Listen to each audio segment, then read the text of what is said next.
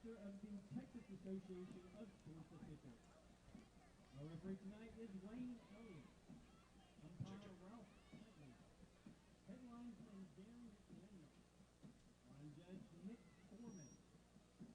Back judge Conroy Strong. Field judge Mike Jackson.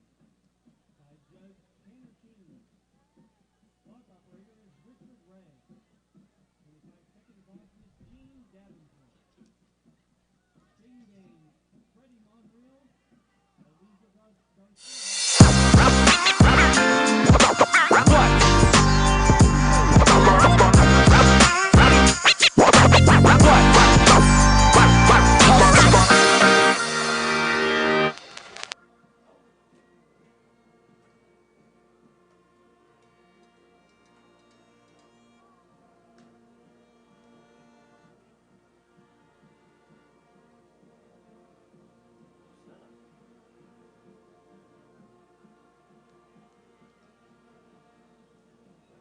Coming out of there.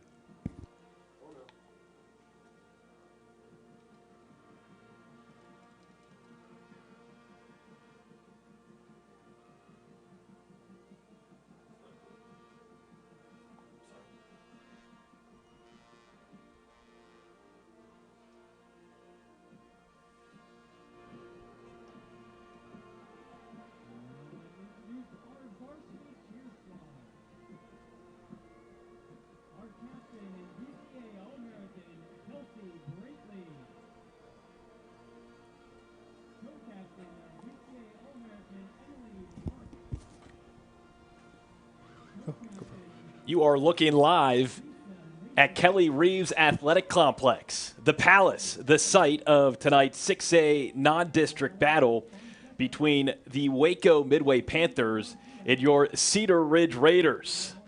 I'm your voice of the Raiders, Tyler Feldman, joined alongside Cecil Kokenauer. And Cecil, quite the matchup we have here tonight. Two 1-0 teams coming into week 2 on a Thursday night for some Thursday night lights.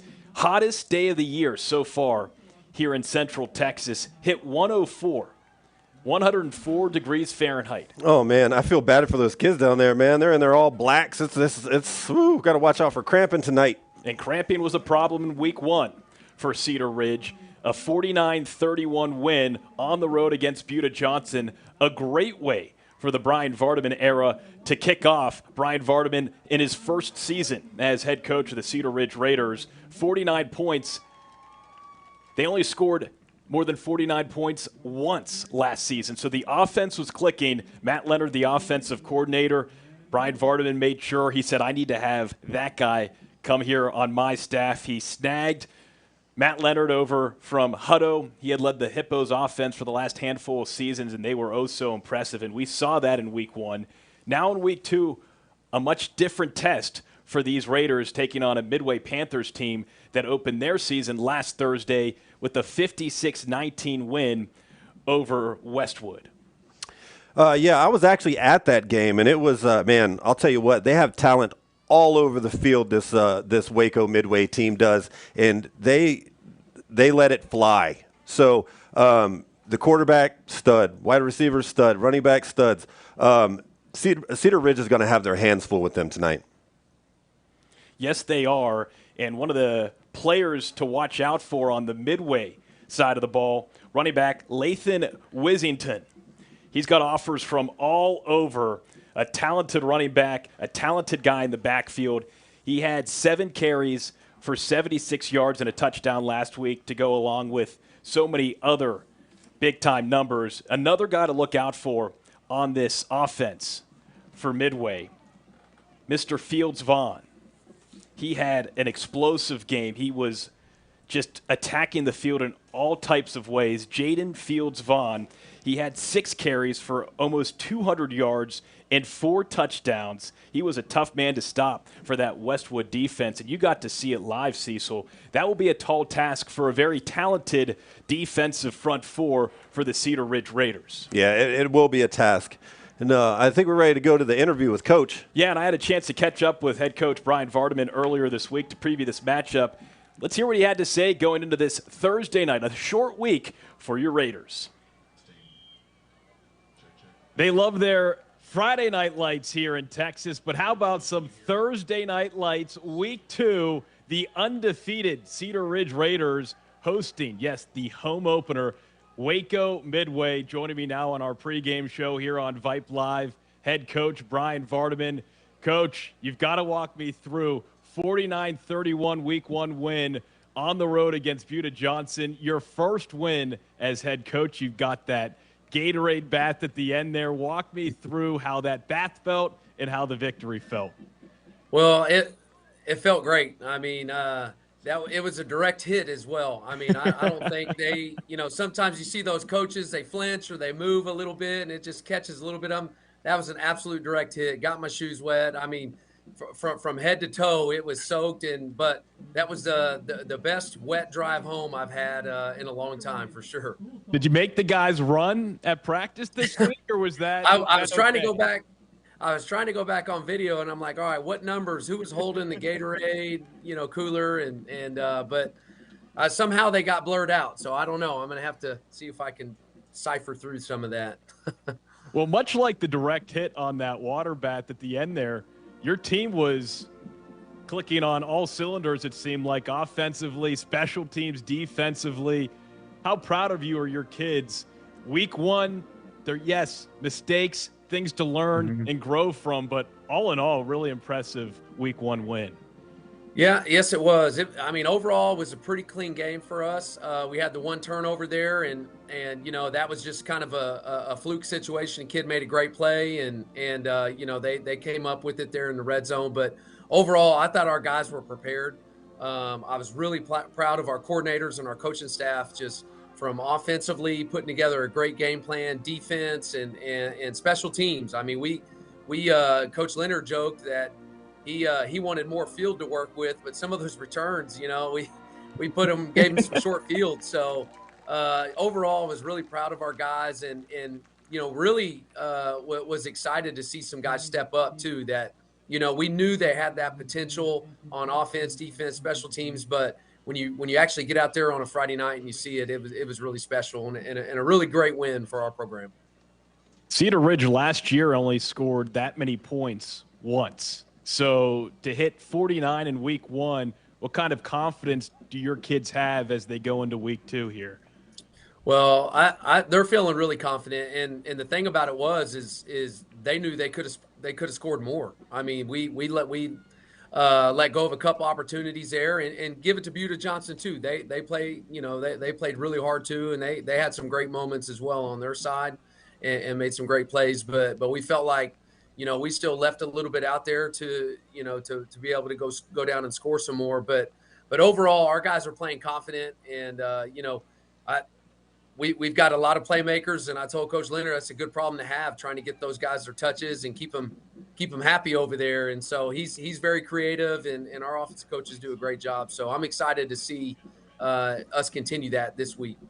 Tonight, 7 o'clock, home opener at Kelly Reeves. It's Cedar Ridge taking on Waco Midway. Midway dominating Westwood 56-19. It's a team that beat Cedar Ridge by 30 points last year, so a lot of angst in fight, and I feel like desire that your kids have to have for tonight's game, trying to beat a very good team up by 35 there.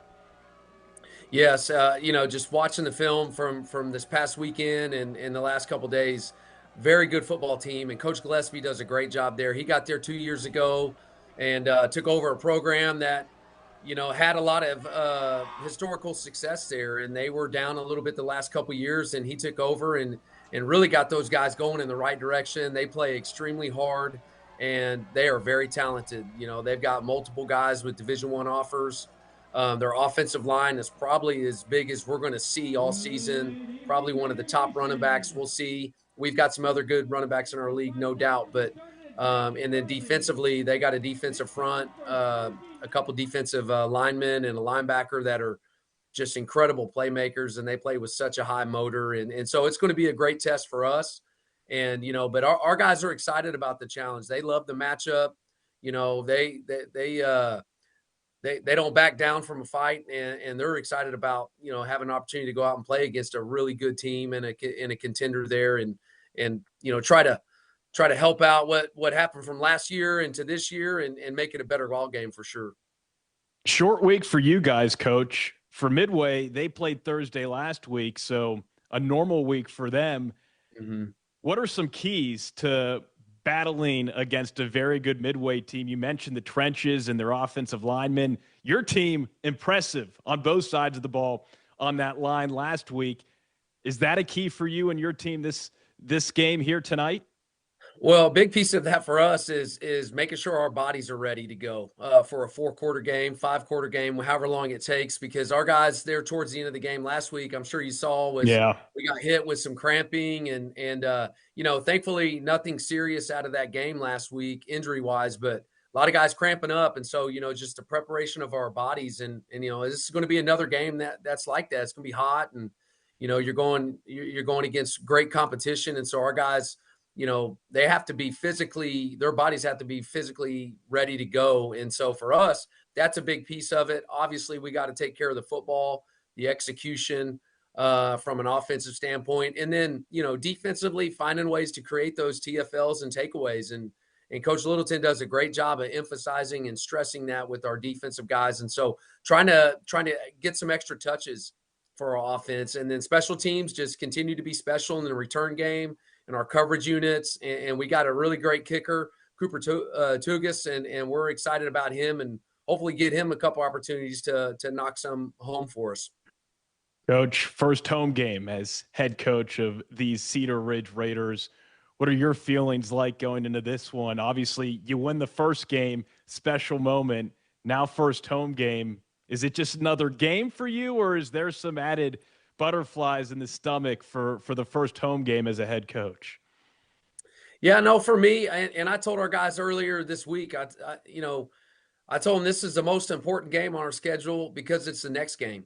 And for us, that's how we treat it. And that's how my approach as a coach. And yes, it's our first one at home, but like I tell our guys all the time, it doesn't matter. We're on the road. It's hot. It's cold. It's raining. It's snowing. At home doesn't matter. It's always to our advantage. Spot the football, and we're going to show up and we're going to be ready to play, whether it's in a parking lot or at Kelly Reeve Stadium or wherever. We're going to be there and we're going to be ready to go. And so we're really excited about that opportunity. He is head coach Brian Vardaman. His 1-0 Raiders playing their home opener just moments away against Waco Midway right here on Vype Live. Coach, thank you so much. Best of luck. And we'll have the broadcast for you right after this. Thanks a lot.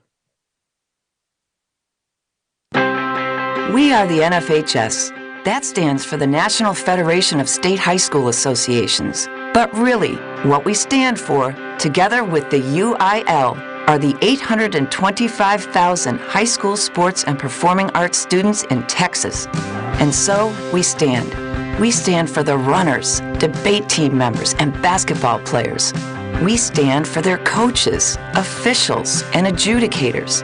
We stand for the drummers, football players, and actors. We stand for the golfers, singers, and swimmers. We stand as the national leader and advocate for these essential activities and all who participate in them and make them possible. Because it is our purpose to ensure that high school students get to play, perform, and compete together. To learn more about who we are and what we stand for, visit nfhs.org.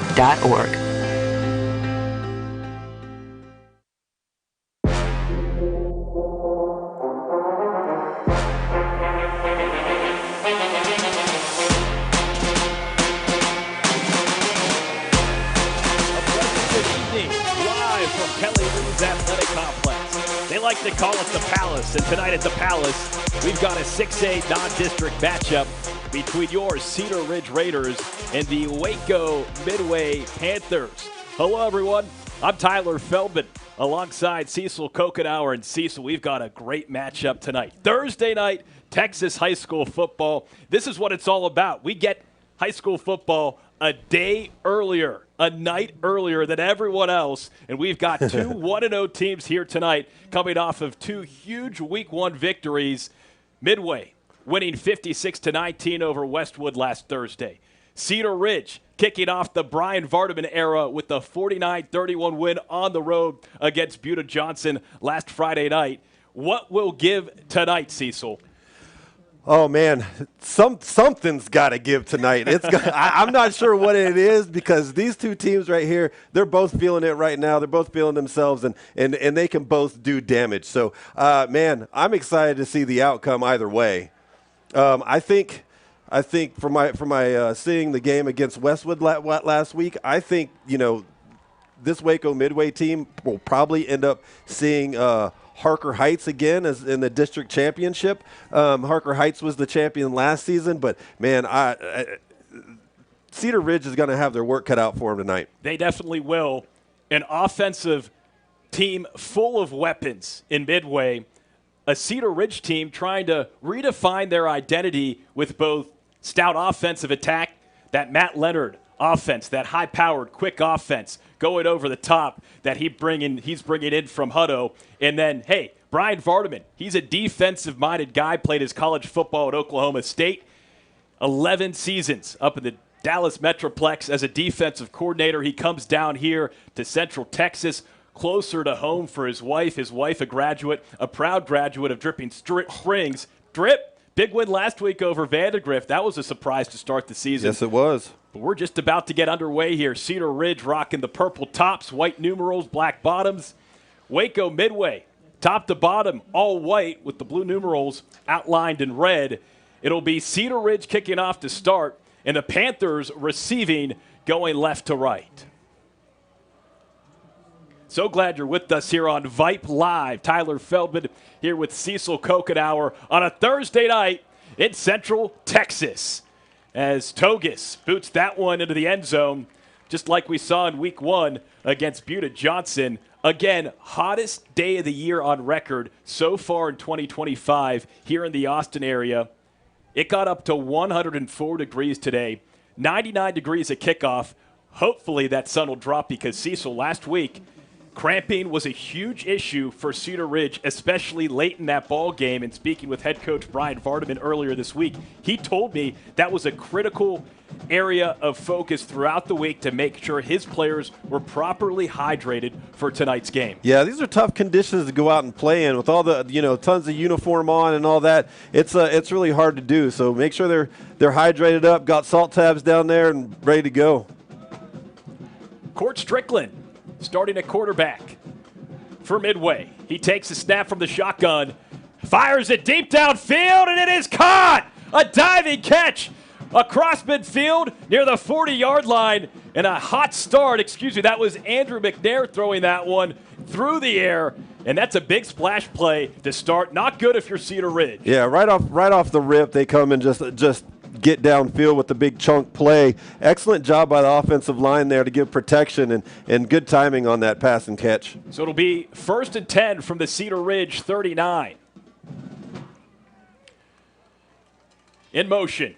Quick pass to Jackson Birch, and Birch, one man to beat, gets around outside and take it down inside the 30-yard line by Josh Gentry, the senior free safety for the Raiders. Yeah, good blocking downfield by the wide receiver. Almost sprung that, but the defensive player for Cedar Ridge, number 13, was able to break off of that and make the tackle. That would be Darius Morrow, senior corner.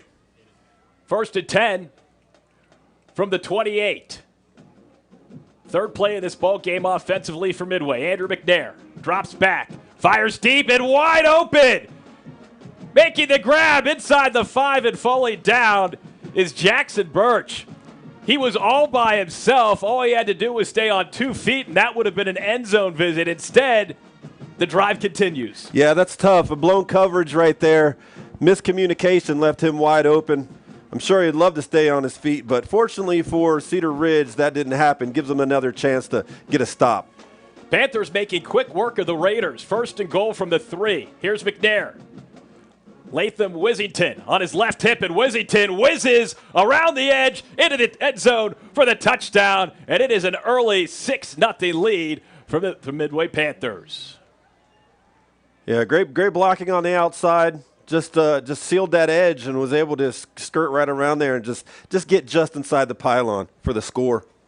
Lathan Wissington, a guy to keep an eye on here tonight. He's got offers from basically everywhere in the country. A lot of teams at the college level want this 6'1", 200-pound junior running back. 4 plays, a lot of yards, and it's an early lead for Midway as the extra point is up, and the extra point is good. Abraham Bustamante with that extra point, 7-0. Not even 1 minute into this ball game. 59-second drive. Couple big splash plays. Cecil, what needs to change defensively for Cedar Ridge after just one drive for Midway? So, number one, just calm down. Yeah. It's okay. It's still early in the game. But this is exactly what I saw last week against Westwood. They're not afraid to throw it, run it. Everybody just needs to stay home and just do their job. I mean, they're going to get yards. They're going to score a couple times. Just let the game progress here and just do your assignment. Wise words from a wise man, Cecil Kokenauer. Producing, operating camera, providing color. Les Clary back home, making sure we're broadcasting clearly here on Vype Live. So glad you're with us here on a Thursday night. A hot one here in North Austin. No place I'd rather be, though. Me neither. Texas high school football week 2, getting off to a fast start for the Midway Panthers. Early 7-0 lead, still 11 minutes to go in this opening quarter. A 59-second opening drive for the Panthers. As the kickoff, Bustamante just shy into the end zone, receiving and transferring it to Christian Hall. A little misdirection at Hall, makes a couple men miss. Around the outside, across the 25, and finally taken down around the 28-yard line. A little trickeration from special teams for Cedar Ridge. How about that? Yeah, that almost didn't work out like they wanted it to. He was able to put on some nifty moves and get away from a defender that was coming for him down there and picked up some good yards. Great vision by him and to make that happen. Therese Harrison receiving that football and then dropping it off for his teammate Christian Hall. He really does have some great moves on the field. We saw that last week. We saw it again here tonight. Here we go. Cedar Ridge offense. Dylan Snoga starting at quarterback for the second straight week for these Raiders. He's got 2 receivers to his left, and there's a flag on the play. Movement on that offensive line. Yep, that doesn't help you. A quick false start.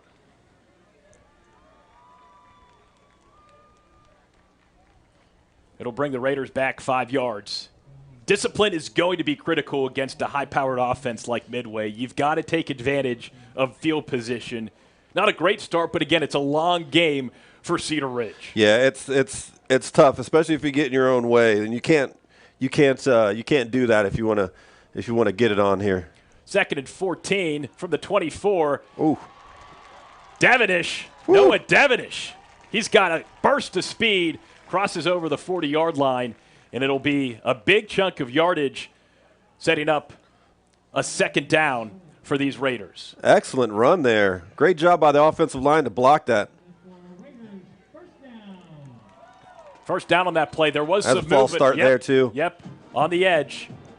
Looks like Isaac Elliott, senior left tackle.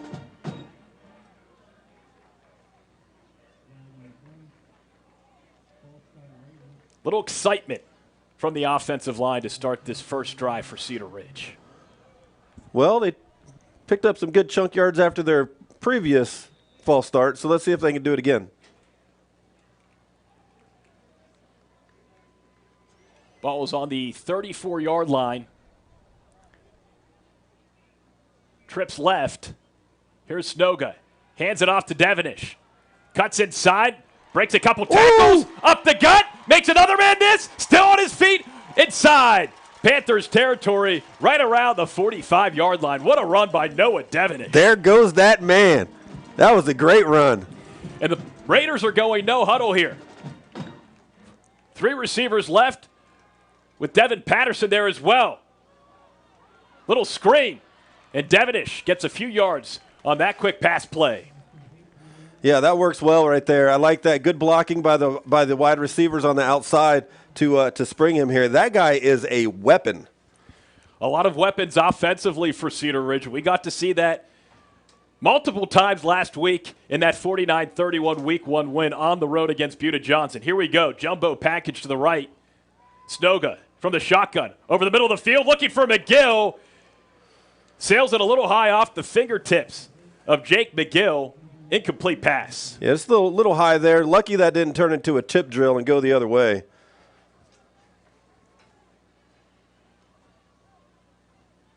Snoga taking signals from the near sideline.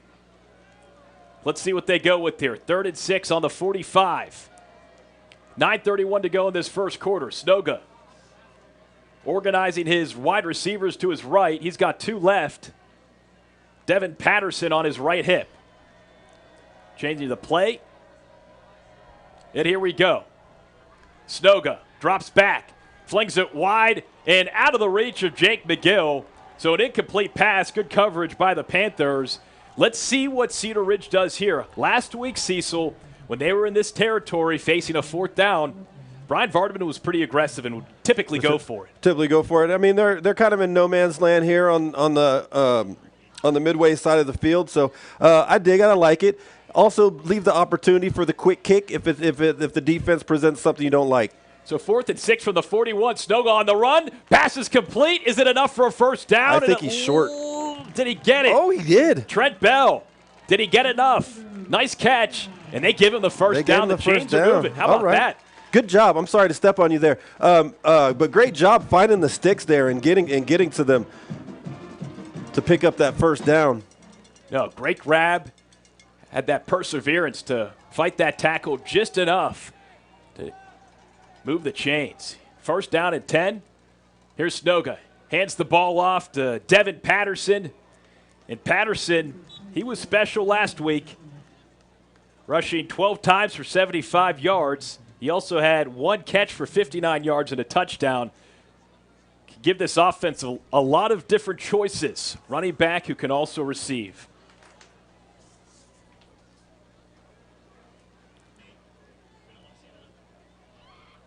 Second and 7.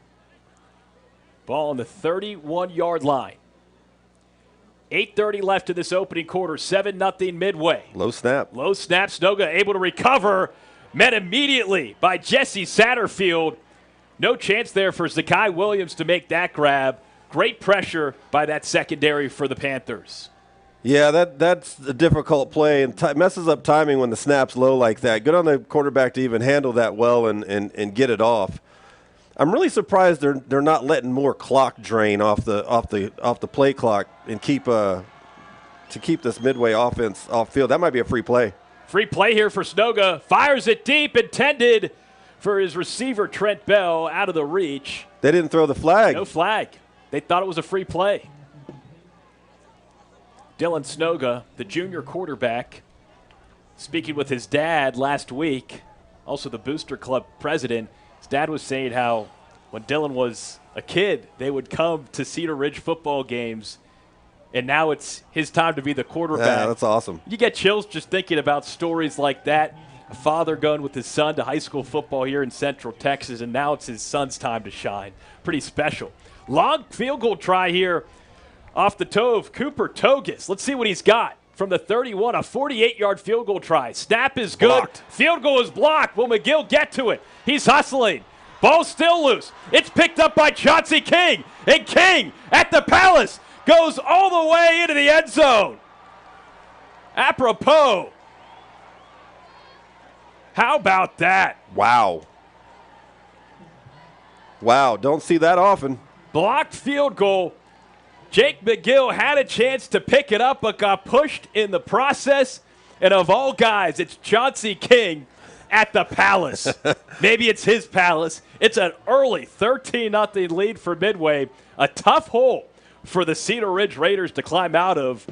Boy, oh boy, not what you want to see if you're Raider Nation. No, I'm honestly that at that distance. I mean, I'm not familiar with the leg of the kicker, but I'm kind of surprised they decided to go ahead to go ahead and try for the field goal there rather than a quick kick to try and pin them deep. Well, you love the aggressiveness. I think that's great. And you love giving your kicker that opportunity to gain that confidence. A longer kick, though, Extra point is good. Bustamante makes it 14-0 with 8:01 left in this opening quarter here at Kelly Reeves Athletic Complex. If you're just joining us, a quick touchdown, just a 59-second drive, an opening drive touchdown for the Midway Panthers.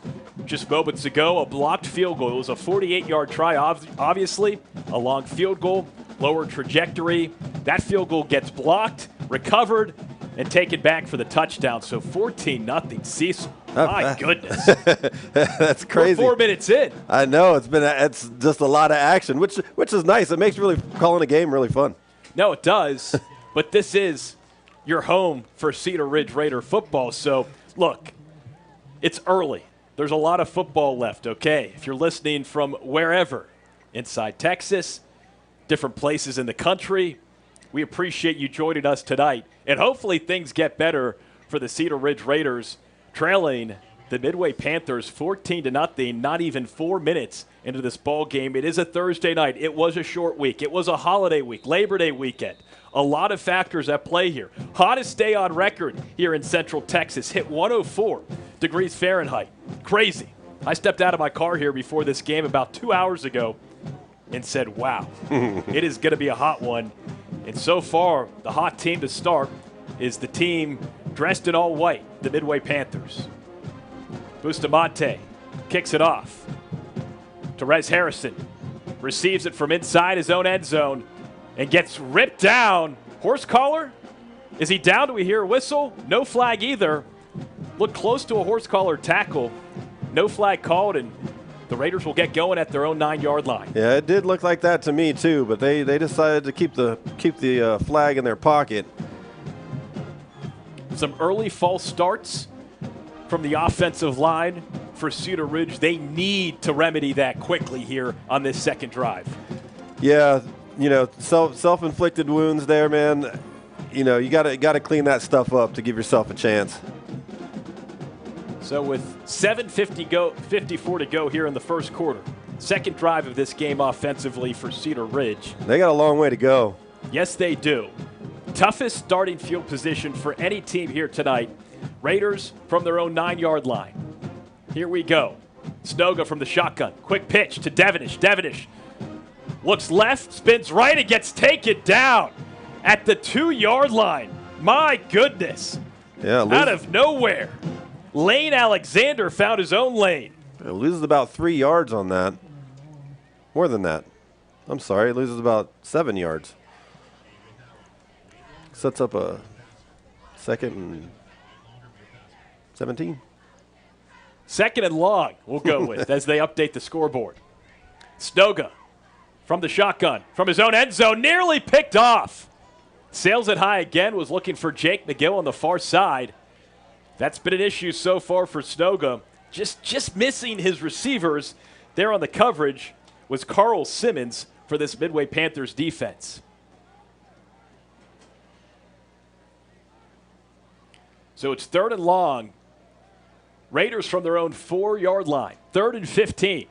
First quarter. Raiders trailing 14-0. 2 receivers right, 2 left. Devenish in motion. Will he look wheel route? No. Over the middle. Caught McGill. And he gets the first down. He reached it out there.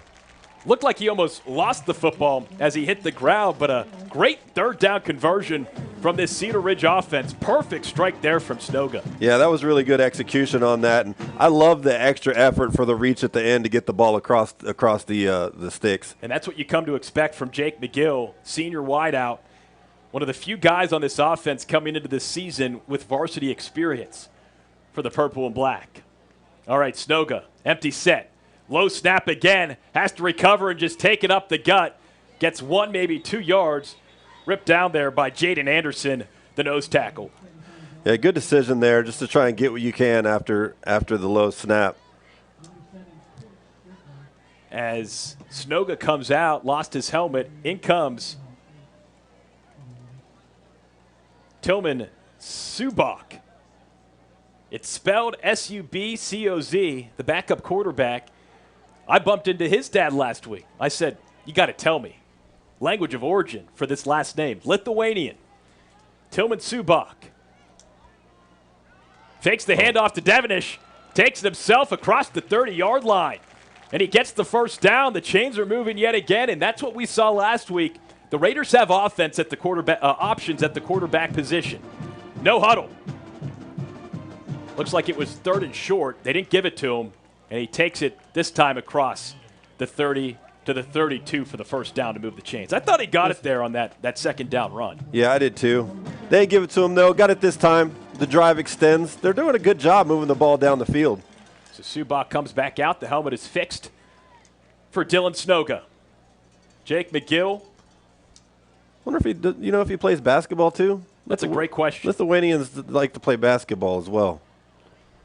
Tyler Burchett to the right. Devenish in motion.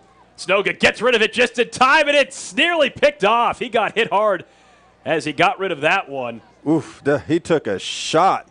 Brody Pate.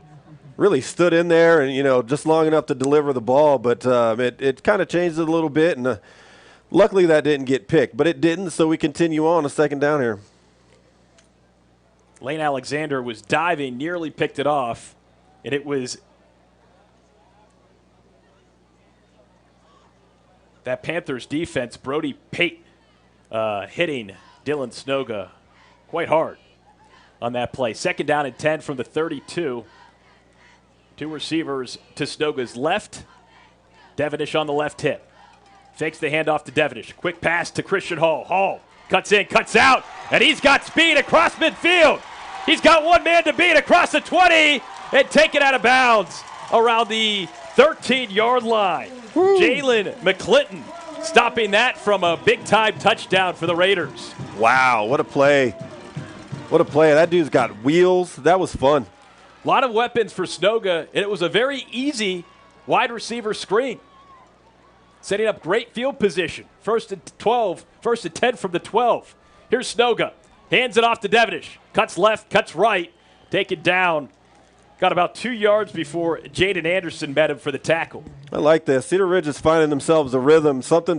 They're finding something that's working for them today in this possession right here as Waco switches out their whole defensive line.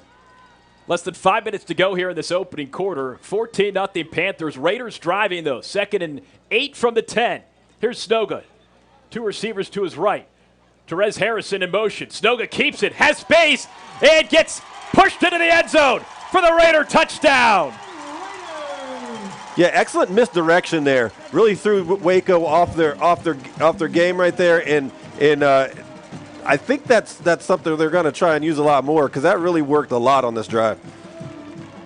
Dylan Snoga, that's one tough kid. Great misdirection. Everyone defensively had their eyes on Therese Harrison, another weapon on this Cedar Ridge offense. And finally, with 4:40 left here in this first quarter, the Raiders are on the board. Cooper Togus in for the extra point. Snap is good. Hold is good. Kick is good. And it's a 14-7 ball game. A huge touchdown for the Raiders. And just like that, it's 14-7. Raiders right back in it. Yeah, they're still all in this game. I mean, 4:40 in the first quarter. Tons of football left to play, and the coaches are looks like they're making some adjustments. If you're just joining us, we appreciate you being here, listening, watching, live on Vype Media. Whether it's on YouTube or on the Vype Media website, we appreciate your eyes and your ears. I'm Tyler Feldman alongside Cecil Kokenauer. Waco Midway on top of Cedar Ridge 14-7. 4:40 left here in this first quarter. How about that bounce back, Cecil, from the Raiders there on that drive? Yeah, that's super gritty, man. It's really just, that's culture, that's coaching. Great job by the coach there just to keep everybody calm. Hey, we're okay. Just keep out there and keep working, and the good things will come. You'll find your holes, you'll find your gaps, and get back in this game. Now let's see what this Cedar Ridge defense is made of. The defense last week did give up 31 points, but they had some spots of brilliance. Togus toes it out of the end zone. It's a touchback as Andrew McNair and this Waco Midway offense gets set to come back out onto the field. Yeah, they're doing a good job of keeping it out of that returner's hands and not giving him the opportunity to create anything off of a kickoff. He is a dangerous weapon, so I think that's a really good decision. We haven't had a chance to talk about this defensive line for Cedar Ridge. Anchored by Brody Carraz, Jeremiah Passmore, Benjamin Sears, Alex Nelson. Here we go. 1st and 10 from the 25. Andrew McNair hands it off to Wissington. And Wissington, a beast, an animal. He's across midfield. No one's going to catch him. 75 yards to the house. Oh, goodness. Lathan Wissington whizzes downfield. Are you kidding me? I mean, what? He just burst through that line. He said, "Get off me once." He said, "Get off me twice," and he said, "I have one goal, and that's to find the end zone." Not exactly what you want if you're Cedar Ridge defensively.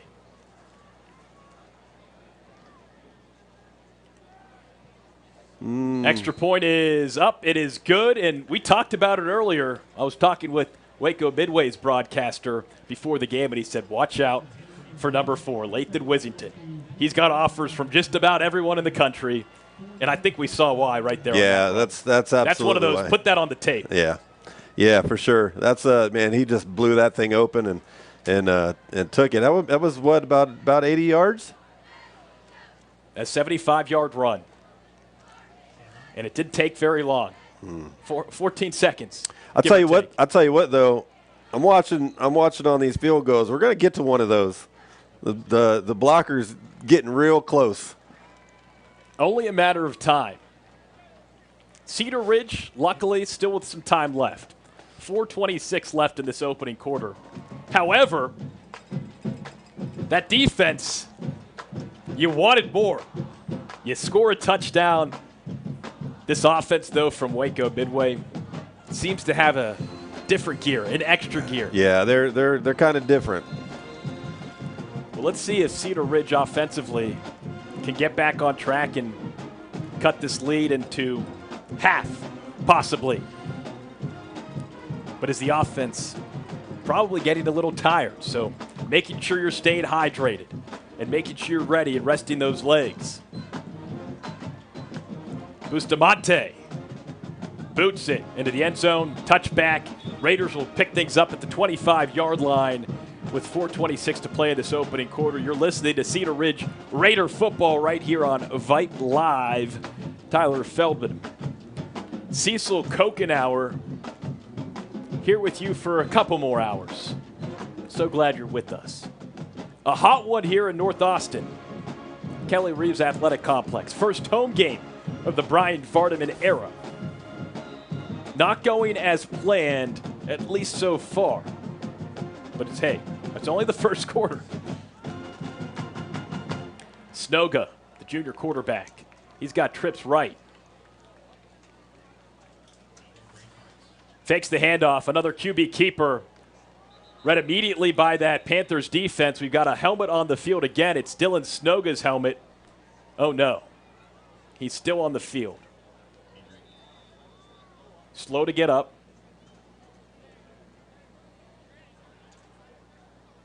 Training staff tending to the Raiders' starting quarterback. We'll take a quick break and be right back here on Vype Live. Scholastic Sports call it the last classroom of the day because they teach students important life lessons like teamwork, accountability, and perseverance. School sports are so much more than a game. They're about developing the whole person. That's why they're an essential part of every student's education. Encourage your student to participate in the last classroom of the day. Interscholastic Sports in Texas. This message presented by the UIL and the Texas High School Athletic Directors Association. Dylan Snoga underneath the tent, praying and hoping that the Raiders' junior quarterback is okay. Took a hard hit, helmet came off. So in comes Tillman Subak, the backup quarterback. Takes another low snap, gets it off to Devenish, and Devenish able to get about 5 or 6 yards, setting up a 3rd and short for these Raiders as we are under 4 minutes to go in this opening quarter.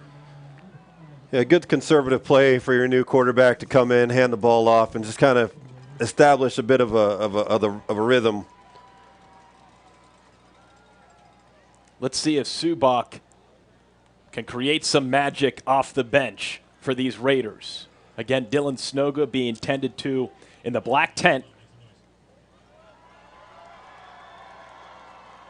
Subak from the shotgun. He's got Devenish on his left hip.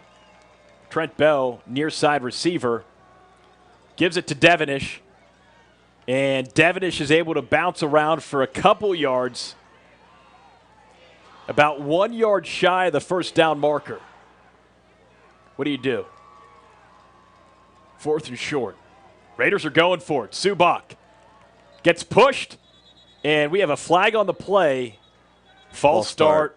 Again, the 3rd false start call on this Cedar Ridge offense so far in this first quarter. Yeah, now you got to kick it. Absolutely.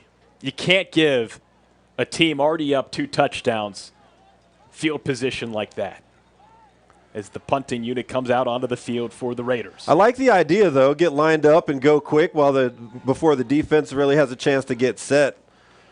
Just got to execute.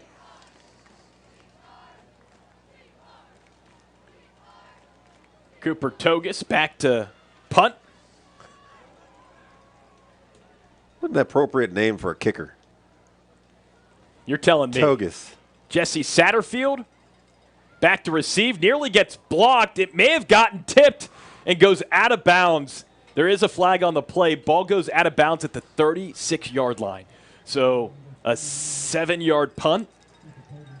Looks like it's on Waco from the initial indication. Offsides, yes, sir. How about that? Offside. So that puts them back defense. at 4th and 1. So what does Brian Vardaman do? They're discussing. Do you stay aggressive? Go. I go. Hey, you're already down 2 touchdowns. I guess you've got a little bit to lose, but you've also not really got all that much to lose. Yeah, I mean, that's a great group of boys down there. Give me a yard. But that's why we're not the head coach. Yeah. We don't have to make that decision. We're up here like we're playing Madden. Yeah, as the sun starts to set here in North Austin in Round Rock, Kelly Reeves Athletic Complex seats about 11,000. A hot night here. They're still kicking. In Texas. Togus back to punt again on 4th and short. Satterfield back to receive. Togus with a ton of space this time. Boots it. Much better hang time. Bounces around the 30.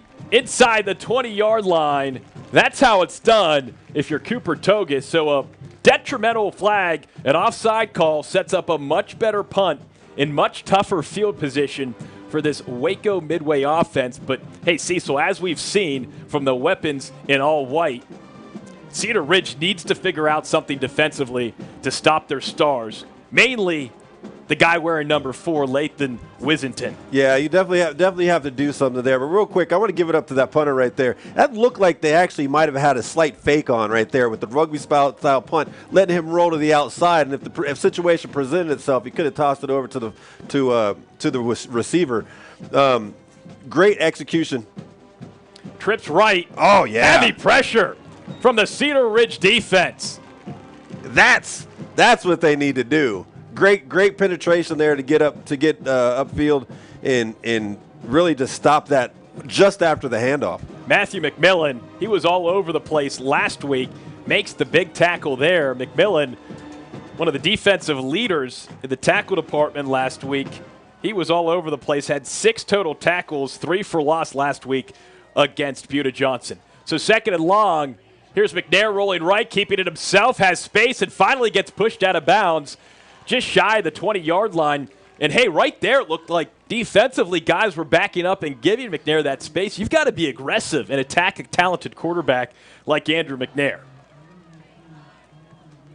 Great job, though, still keeping him contained and not letting him run outside. I mean, I think he was trying to pass there, but it wasn't there. So great job setting up this third down. 3rd and long for the Panthers. 2 receivers left, 2 right for McNair.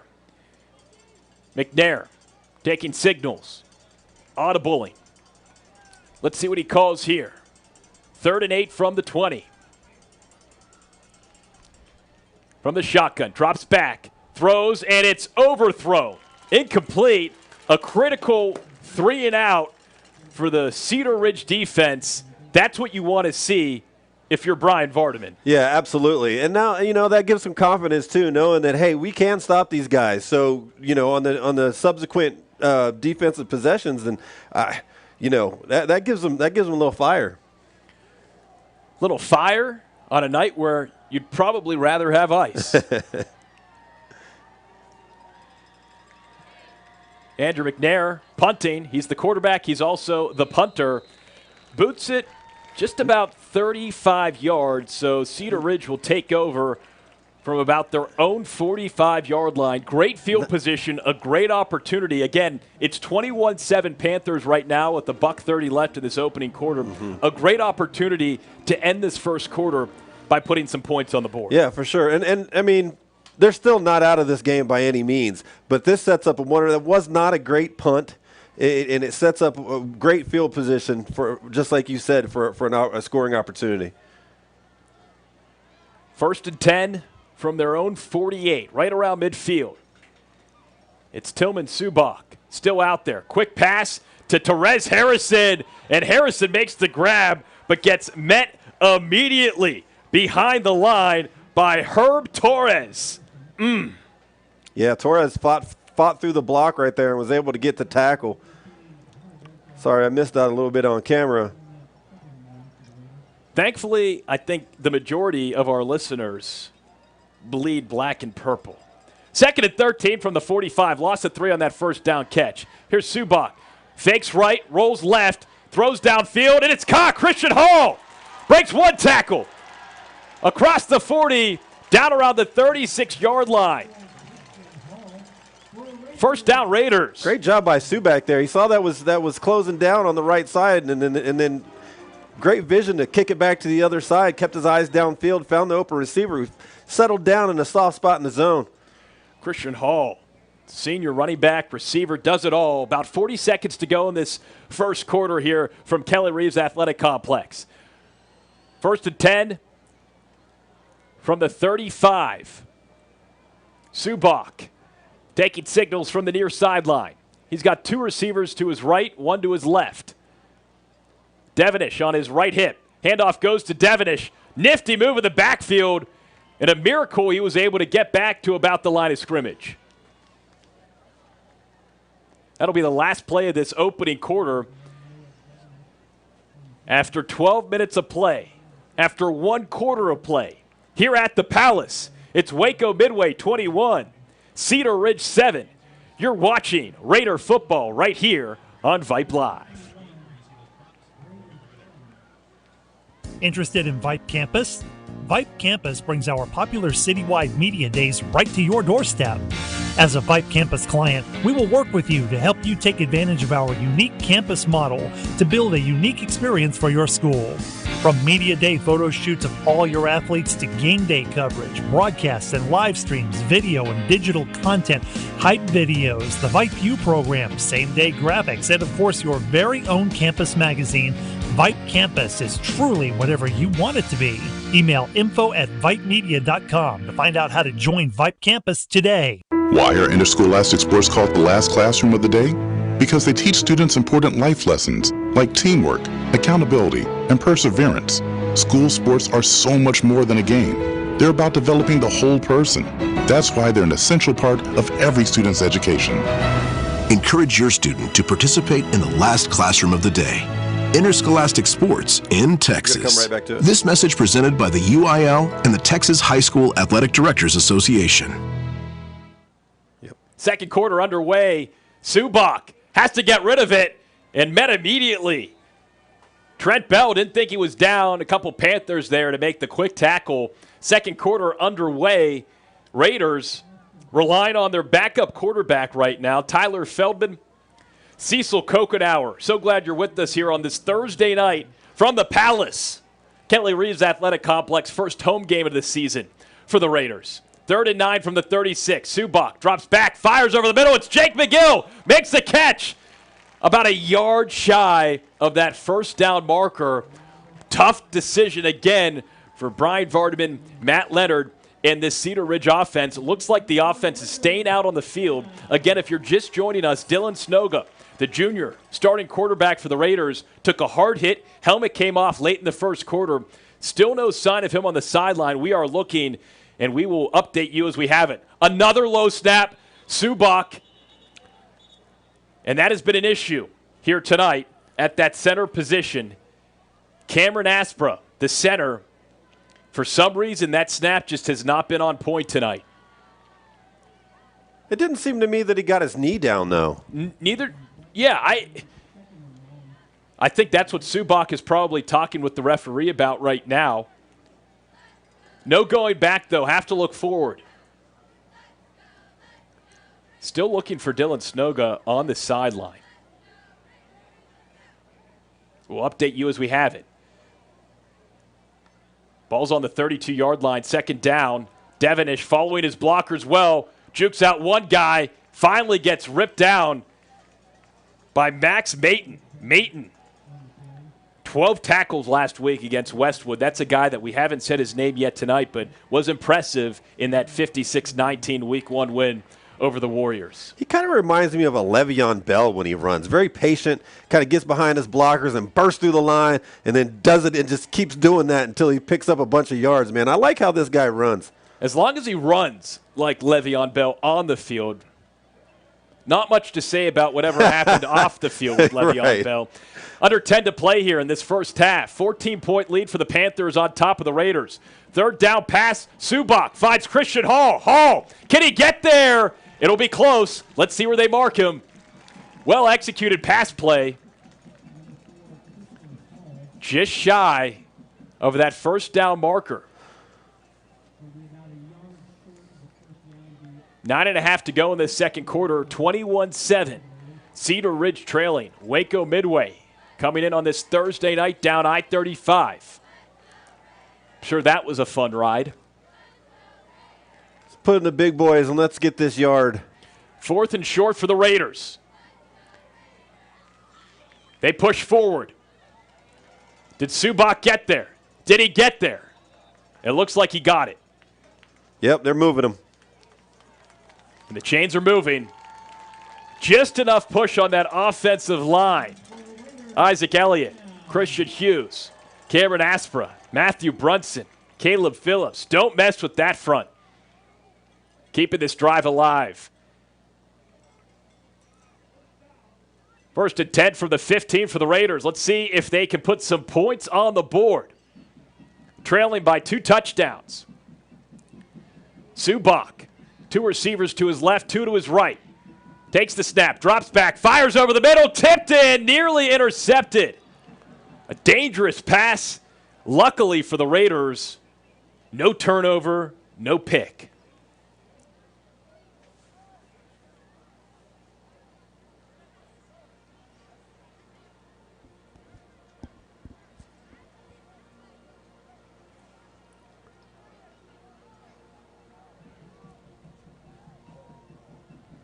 Second and 10, 8:37 left in this first half. 2 receivers right, 1 left. And we have a timeout called by the defense. First timeout of this ball game.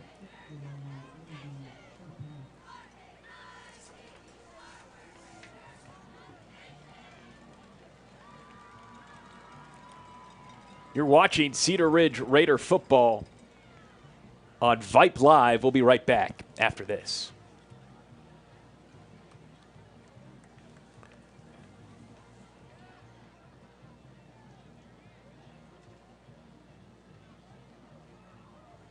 Interested in Vype Campus? Vype Campus brings our popular citywide media days right to your doorstep. As a Vype Campus client, we will work with you to help you take advantage of our unique campus model to build a unique experience for your school. From media day photo shoots of all your athletes to game day coverage, broadcasts and live streams, video and digital content, hype videos, the Vype U program, same-day graphics, and of course your very own campus magazine, Vype Campus is truly whatever you want it to be. Email info@vypemedia.com to find out how to join Vype Campus today. Back here at Kelly Reeves Athletic Complex, 2nd down and 10 for your Cedar Ridge Raiders. Your Raiders trailing by 2 touchdowns. Need points here. Subak hands it off to Devonish. There's a flag on the play. That one's probably coming back.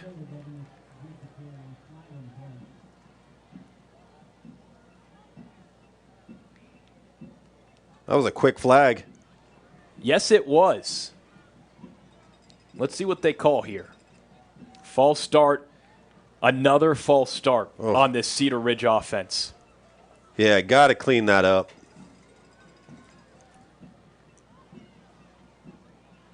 Unfortunately, that has been an issue for the Raiders here tonight. Still only down 14, though. This is still a ball game. 15 yards away from another touchdown. What would be a critical touchdown for Cedar Ridge.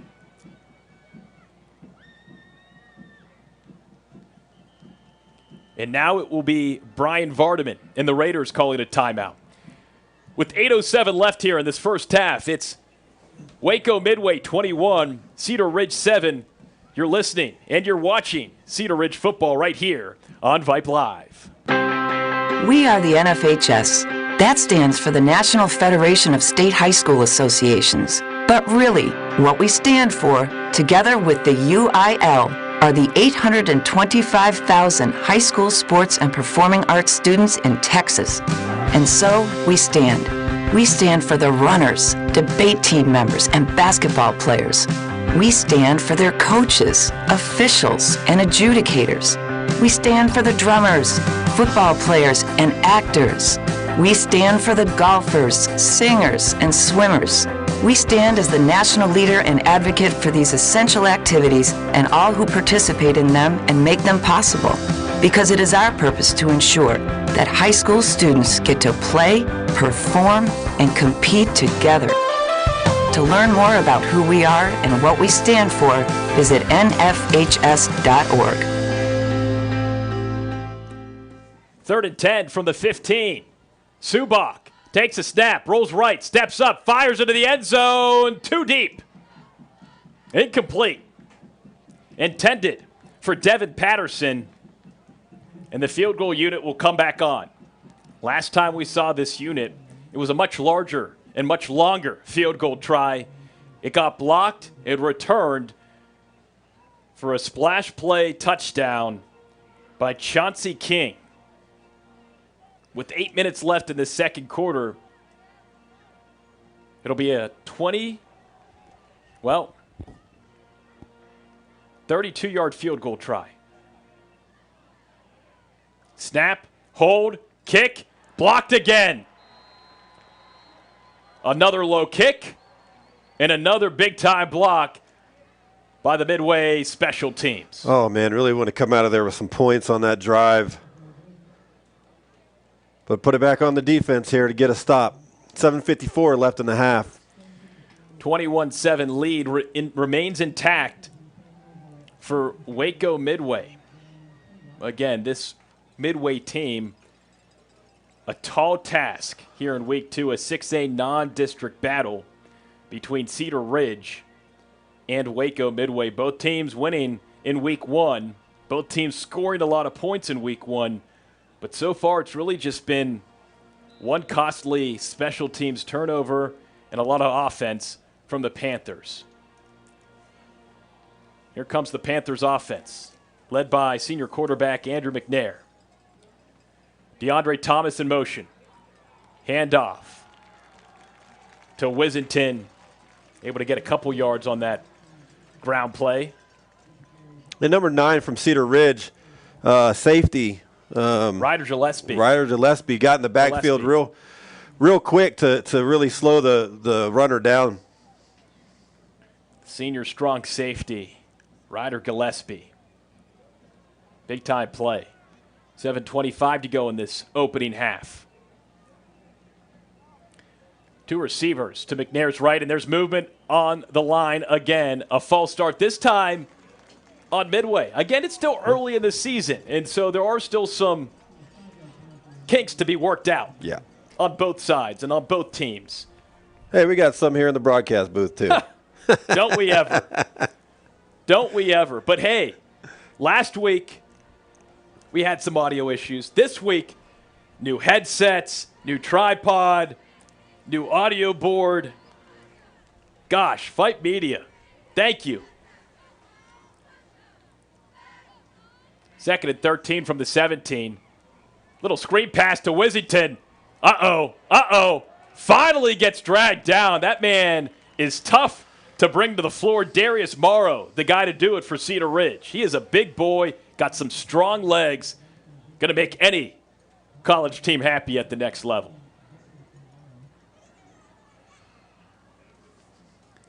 Last week, Wizington, 7 carries for 76 yards and a touchdown. Haven't seen a ton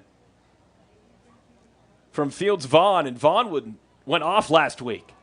Oh, man, what a throw. Nearly a great grab there by Jacoby Hamilton off the fingertips. Would have been acrobatic, but a really nice ball on the near sideline by Andrew McNair. Yeah, he really zipped that over there. Just a little bit hot, maybe. Speaking of hot, the sun finally beneath the horizon. The moon out in full force. 6:30 left in this second quarter. Trips right for the Panthers. Fakes the handoff. Quick pass play. Quick screen play. Hayden Brock. Near midfield. Finally pushed out of bounds by Zion Thorne, the junior quarterback for these Raiders.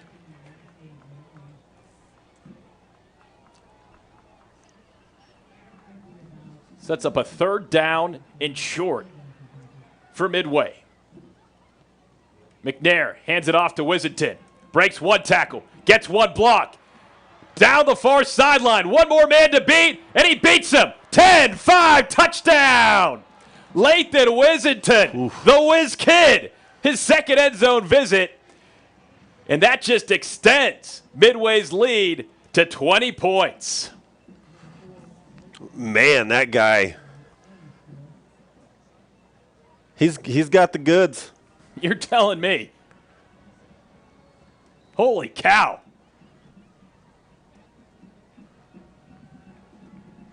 Special player. And that's been a tough answer for this Cedar Ridge defense.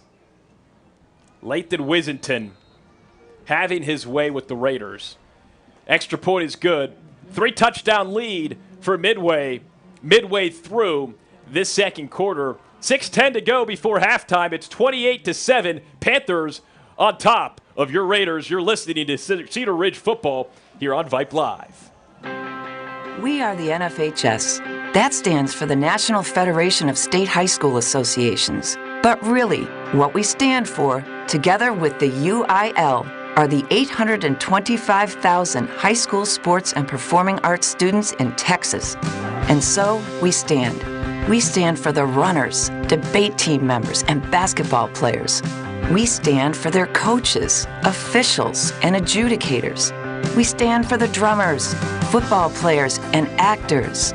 We stand for the golfers, singers, and swimmers. We stand as the national leader and advocate for these essential activities and all who participate in them and make them possible. Because it is our purpose to ensure that high school students get to play, perform, and compete together. To learn more about who we are and what we stand for, visit nfhs.org. If you're just joining us and you love your Raiders, I have some bad news. 6:10 to go here in this opening half from Kelly Reeves Athletic Complex. It is Midway 28, Cedar Ridge 7. The Raiders just with no answer for Panthers running back Lathan Wissington. Oh, boy. what How a about return. that for a return? Christian Hall going down the hall a little bit. Across the 35-yard line, 35-plus yard return. That's the kind of field position these Raiders are going to need to get back into this ball game. Yeah, for sure. And that right there is just grit, not giving up, still having that fire in your belly to go out there and compete. Great job on that return. Really nice return, and Christian Hall has been doing it all, seemingly, for this Cedar Ridge offense. Out of the backfield, as a receiver, multifaceted, multi-talented. Still no sign of Dylan Snoga, Cedar Ridge starting quarterback. I have been looking tirelessly on the sideline. He may have gone into the locker room when we were looking elsewhere. Anyway, Tillman Subak drops back, fires over the middle, and it's intercepted. It is intercepted.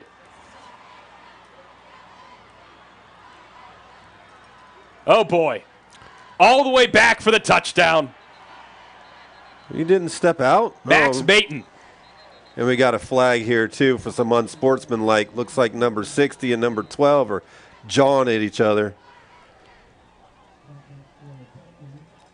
I thought he stepped out of bounds around the 5-10 yard line. Certainly tough to see up here, but Max Maton with the interception. Pass was intended for Jake McGill, and he goes 35 yards back for the touchdown. Let's see what gets called here by the head official.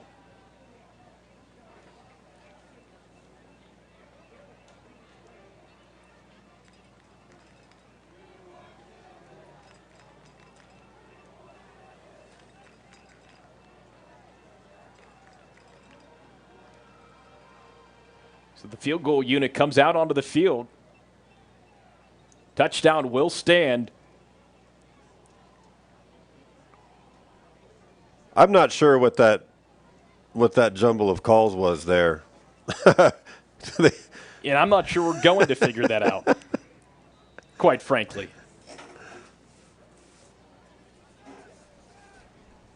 Bustamante. Snap. Kick. Everything is good. And this game is getting out of hand. 35-7, 5:45 to go here in this opening half. Cecil, if you're Cedar Ridge, your head coach Brian Vardaman, and you're facing Joe Gillespie on the other sideline, you're saying, I don't care what Joe's doing. They're up big. What do we need to do to get back into this ball game? Just play our game. You need to play your game and just understand, don't get down on yourself about anything and go out there and do your job, because they went into this game knowing that this is a powerful team here in Waco Midway, and you just go out there and you keep fighting. You keep grinding no matter the result, because the scoreboard in this situation, it's kind of like the games that are coming up in college where they might be slightly mismatched. But you know what? Those teams are still going to go out there and they recognize what it is, but they're still going to go out there and fight. And at that point, the name of the game is just compete. You just go out and compete. Definitely need and want to see that compete from Cedar Ridge here. Still a lot of football left to play.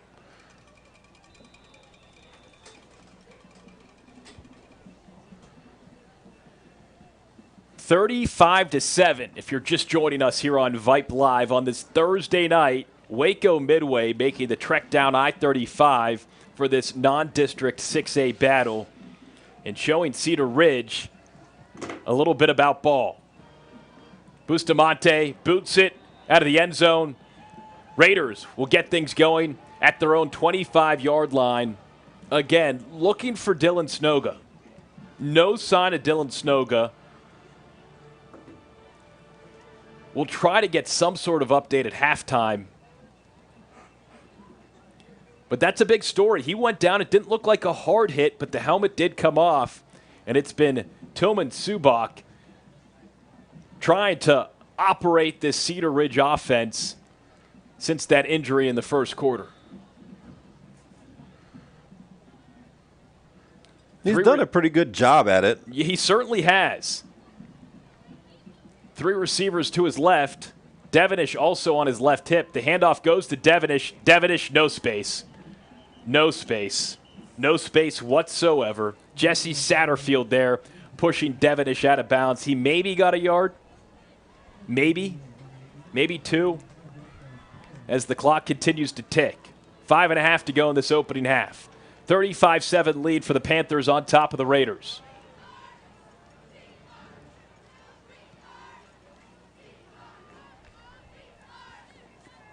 Second and 11. Lost a yard from their own 24.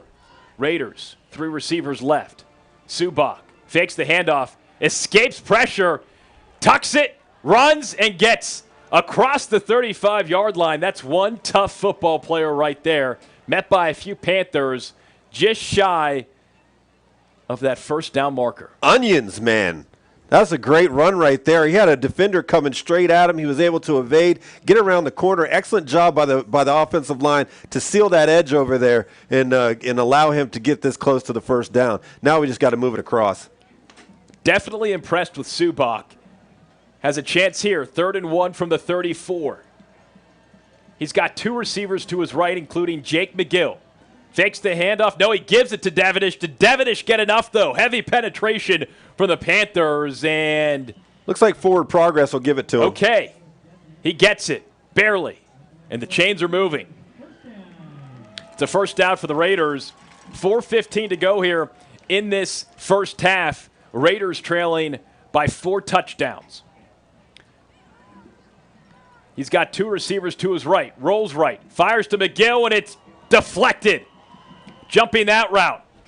Defensively, number 15 for the Panthers, Noah Friesen.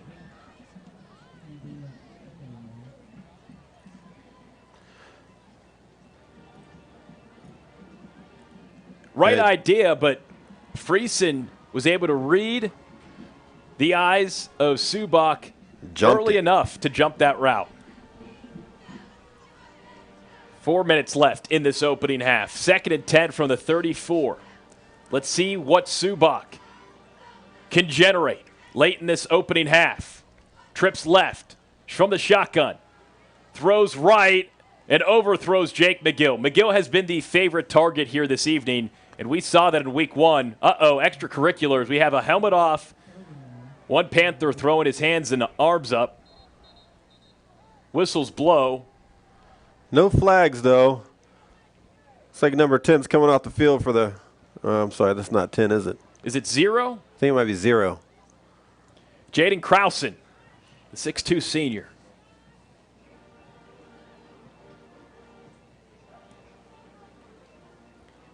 Sub 4 minutes.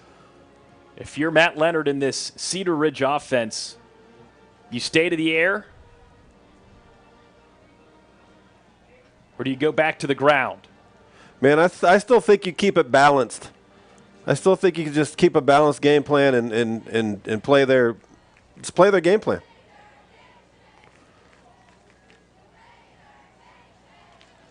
You can hear the student section.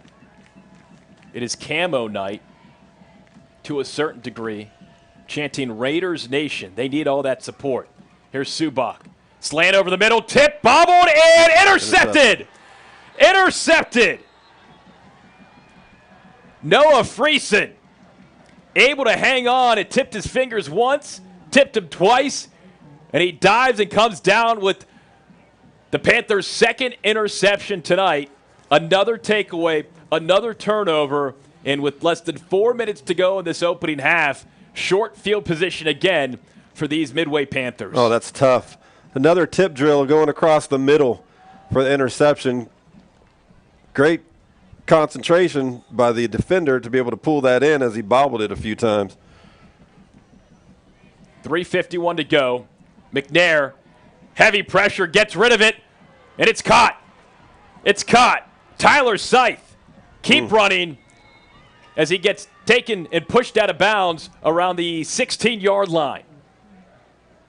So heavy pressure from Cedar Ridge, but McNair able to get rid of it just in time, Cecil. Well, he paid for it. That's for certain, because those guys came flying in there and put the smacking on him.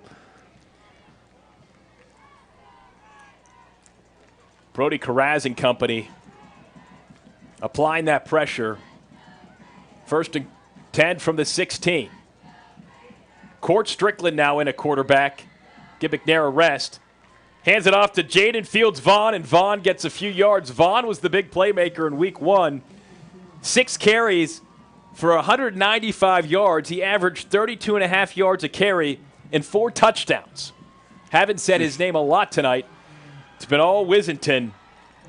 But now maybe we'll see more of number 9 for Midway as this game progresses.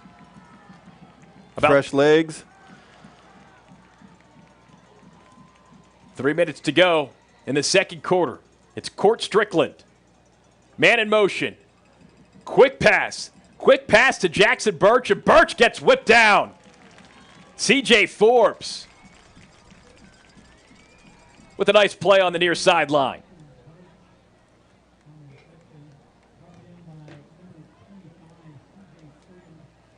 Clock continues to tick. 2:40 to go in this opening half.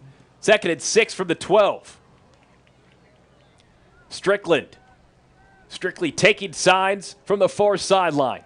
2 receivers to his right, 2 to his left. Fields-Vaughn on his left hip. Snap. Looks over the middle. Bobbled, tipped, incomplete. Intended for Jackson Birch. He got one hand on it. Looked like it was thrown behind him a little bit. Great coverage there in the secondary by Cedar Ridge. Yeah, and that was all caused by number 0 and number 7 flying in there, getting great penetration for the Raiders, and again putting a shot on the quarterback. Jalen Hamilton and Alex Nelson applying that pressure for the purple and black. So 3rd down, no. 4th down and 4 from the 10.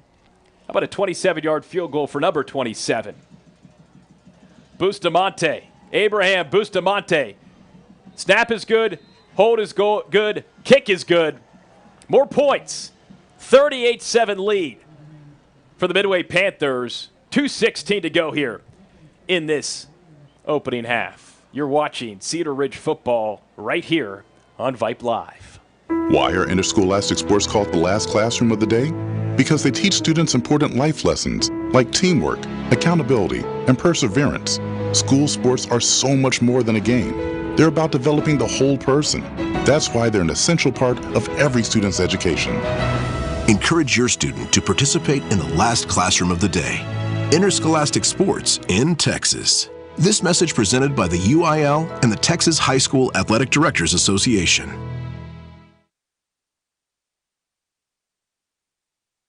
Interested in Vype Campus?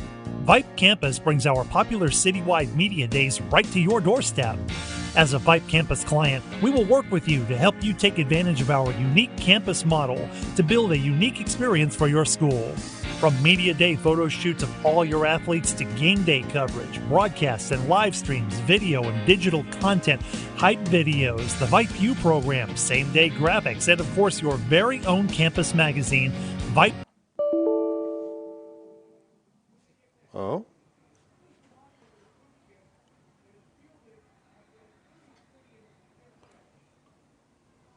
Go ahead. Little kick there for Midway. Good field position for the Raiders. 2:10 to go in the opening half. It is a 38-7 lead for Cedar Ridge. If you're just joining us, this Midway team is very good. A lot of weapons. But at one point, it was a 14-7 lead for the Panthers. All of a sudden, you have a blocked field goal for a touchdown. You have an interception for a touchdown. And those takeaways have led to this bigger gap and this wider gap on the scoreboard. Subak hands it off. That'll likely be the last play before this 2-minute timeout. So a short run for Noah Devonish. And we will take a quick break here on Vype Live. When we come back, the final 2 minutes of this opening half here at Kelly Reeves Athletic Complex. We are the NFHS. That stands for the National Federation of State High School Associations. But really, what we stand for, together with the UIL, are the 825,000 high school sports and performing arts students in Texas. And so we stand. We stand for the runners, debate team members, and basketball players. We stand for their coaches, officials, and adjudicators. We stand for the drummers, football players, and actors. We stand for the golfers, singers, and swimmers. We stand as the national leader and advocate for these essential activities and all who participate in them and make them possible, because it is our purpose to ensure. 2 minutes to go here in this opening half. Raiders trailing the Panthers 38-7. Low snap again. Ball is loose. Looks to be recovered by the Panthers. Oh, boy. From bad to worse. Man, oh, man. Hate to see that. A low snap recovered by Brody Pate. The snapping of the football has been an issue tonight. And Brian Vardaman is not happy either. He is near the hash marks and furious with the officiating staff. Yeah, that's tough for tough for a coach to take. I mean, those are simple things that you work on every day that just got to be right. $1:55 to go. Turnovers leading to great field position for Midway. McNair airing it out and wide open downfield for the 36-yard touchdown. One turnover, one play. Andrew McNair to Jackson Birch, and it's another touchdown from the Midway Panthers. Not sure what it is, but there is a flag that got thrown in right around the 42-yard line. Will this be coming back? See what he calls here.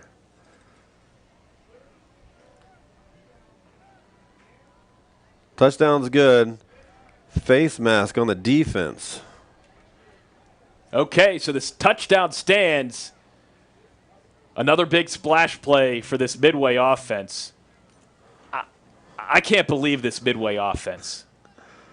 They're they're different, man. And I'll tell you what, after watching Harker Heights last week against Cedar Park, they did something similar to this to Cedar Park, and those two, that's a game I want to go watch. Extra point is good. 45-7 lead for the Panthers. I guess on a positive note for Cedar Ridge, you're going to have a lot of tough film to watch, but in doing so, a lot of good film to watch on how you can improve ahead of district play. Absolutely. And that's the thing that's beautiful about this. And I really like that Cedar Park is testing themselves with a team that is so so strong like Waco Midway is. And you know, really these games don't count. They don't really matter as far as district play and making the playoffs. So this is a wonderful baseline setting. Hey, what do we need to improve on? Opportunity here. Look, if you're Cedar Ridge, you either define your season off of this game or you let this game define your season. Absolutely. So it's up to you. That tape will be tough to watch. Hey, at least in the first half. We've still got a whole other half of football to play. Okay? But right now, that's what Cedar Ridge is looking at. And the reality is this Midway Panthers team is on a different level. Thankfully, they're not in District 25 6A, okay? Now, 25 6A is a gauntlet. A lot of talented teams. But this is a game that you could use as a stepping stone to learn, to grow, and to get better. And like you said, Cecil, let's see this fight from the Raiders. Yeah. You get to choose. So the penalty, that face mask penalty, assessed on the kickoff. That 15-yard penalty, so they're kicking off from the Raiders' 45.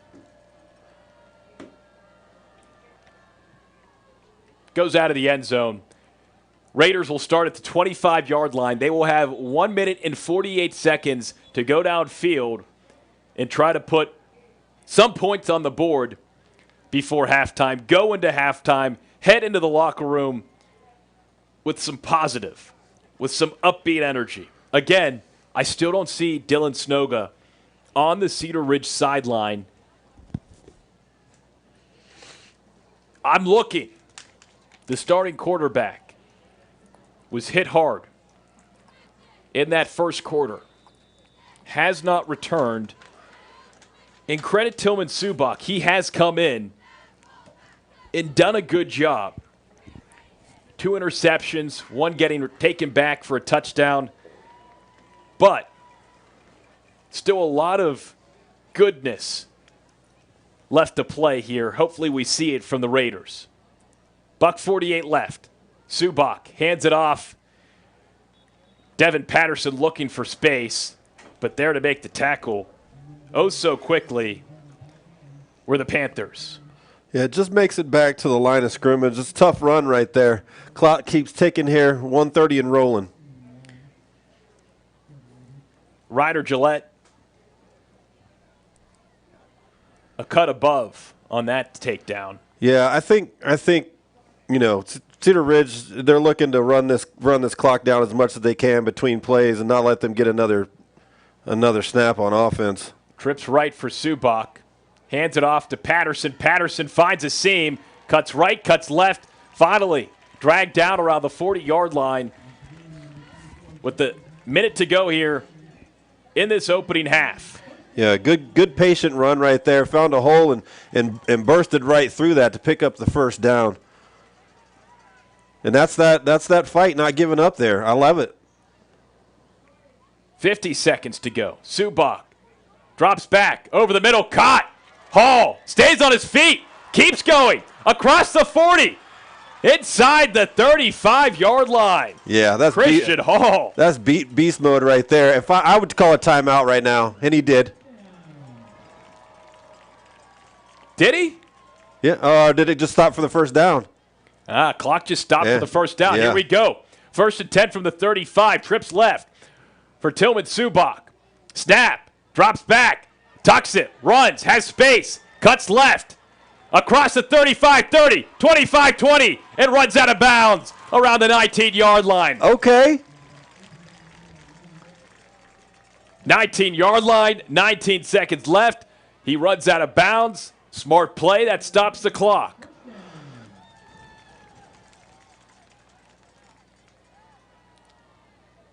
So it'll be 1st down at 10. Raiders driving. 19 seconds left in this opening quarter. Snap. Rolls right. Throws on the run. Incomplete. 45-7. Panthers leading the Raiders.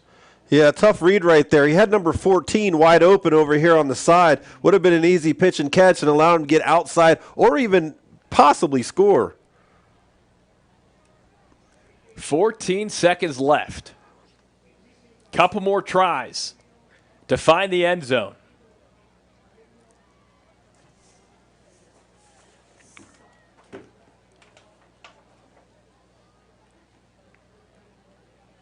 Subak.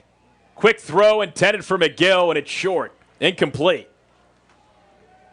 Clock stops at 10 seconds. Had Tyler Burchett in the area as well.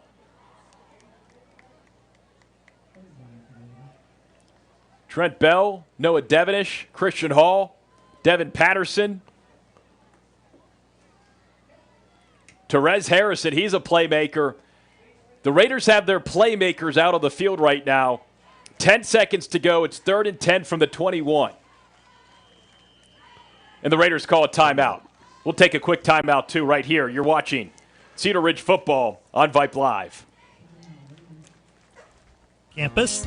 Vype Campus brings our popular citywide media days right to your doorstep. As a Vype Campus client, we will work with you to help you take advantage of our unique campus model to build a unique experience for your school. From media day photo shoots of all your athletes to game day coverage, broadcasts and live streams, video and digital content, hype videos, the Vype U program, same-day graphics, and of course your very own campus magazine, Vype Campus is truly whatever you want it to be. Email info@vypemedia.com to find out how to join Vype Campus today. Back here at the Palace, Tyler Feldman, Cecil Kokenauer.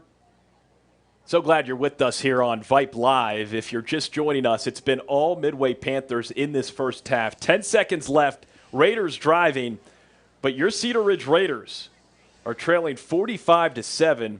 Cedar Ridge has played well, but this Midway team, as we've talked about, Cecil, is just different. Yeah, they're a special bunch for sure. Tillman Subak with 10 seconds left. 3rd and 10 for the 21. Empty set. Looks deep. Pressured. And he gets taken down. Jaden Anderson meets Tillman Subak. And that is how this opening half ends. A sack deep in the backfield. Clock says 0. But is that the end of this first half? Hold on.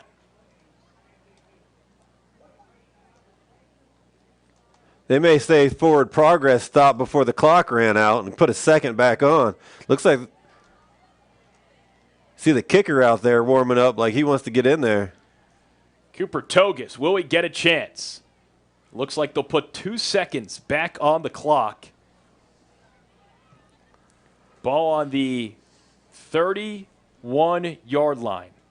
Would make for another 48-yard field goal try. We remember what happened on that last 48-yarder. Blocked, returned for a touchdown. Do you go for that field goal again, or do you say, hey, let's just throw it, little Hail Mary, a shorter Hail Mary into the end zone? Oh, man. I myself, I would throw the ball. But, again, I'm not a coach. Looks like they're going to give Togus another chance from deep. Oh, I hope he makes this one. That would be great for that kid. For the whole squad. He goes black cleat on the left foot. He goes white cleat on the right foot. 48-yarder. The snap is good. The hold is good. The kick is up, and the kick is good. Just gets it in. Cooper Togus, the golden toe. And the Raiders end the first half with some points. Love to see it. That's great. So after one full half of play, it's Midway 45, Cedar Ridge 10. Coming up next here on Vype Live, it is your Midway and Cedar Ridge marching bands. We are the NFHS. That stands for the National Federation of State High School Associations. But really, what we stand for, together with the UIL, are the 825,000 high school sports and performing arts students in Texas. And so, we stand. We stand for the runners, debate team members, and basketball players. We stand for their coaches, officials, and adjudicators. We stand for the drummers, football players, and actors. We stand for the golfers, singers, and swimmers. We stand as the national leader and advocate for these essential activities and all who participate in them and make them possible. Because it is our purpose to ensure that high school students get to play, perform, and compete together. To learn more about who we are and what we stand for, visit nfhs.org.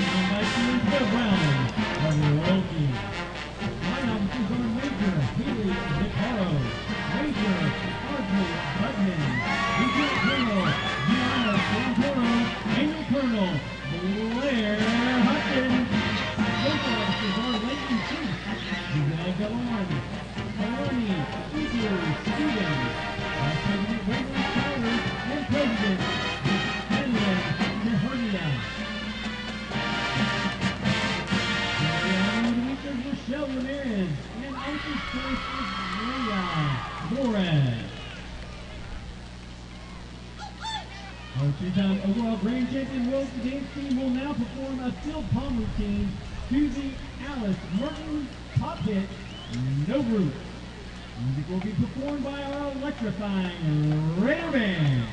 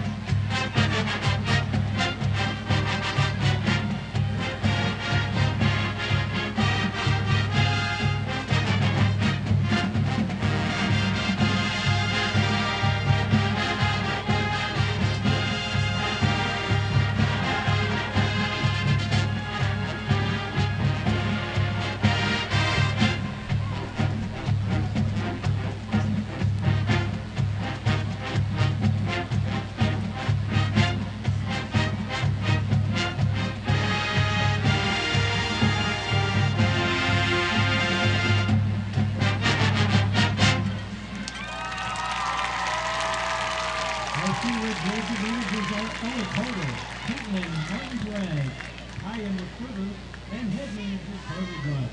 Our Cedar Ridge Road Against team is directed by Jim Richardson and Sophie Noble.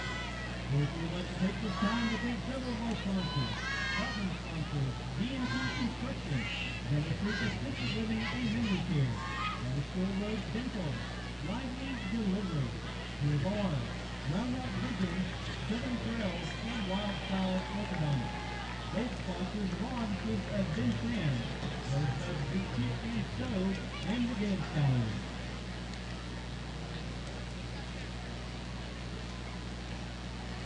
Tonight, the band will be performing a portion of their 2025 competition program, The Beholder, featuring Respighi's Towns of Rome and White and Warner's The Beautiful People.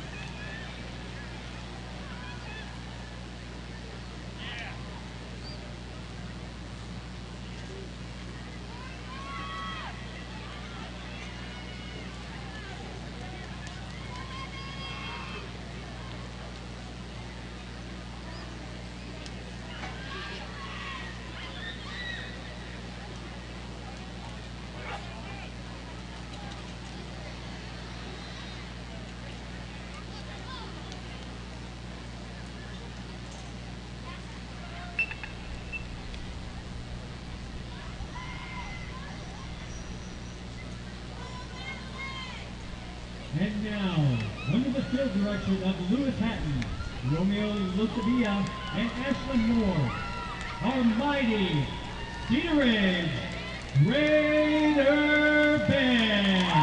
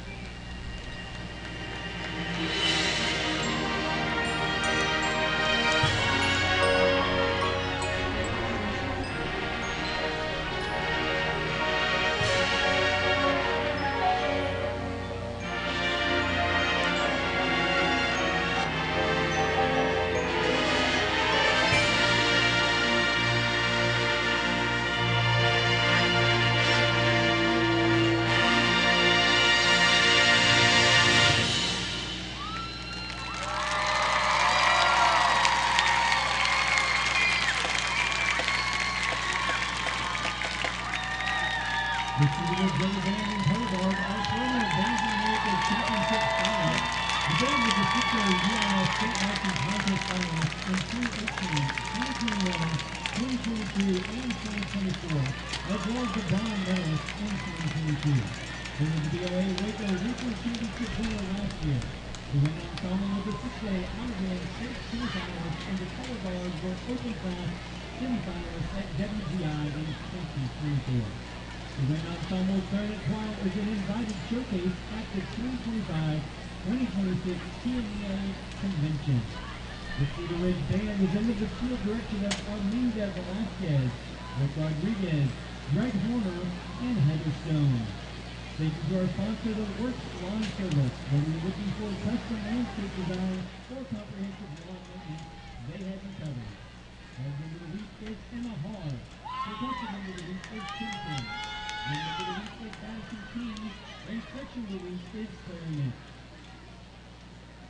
Our Cedar Ridge High School principal is Dr. Sean Miller. Our associate principal is Kristen Harper Hill.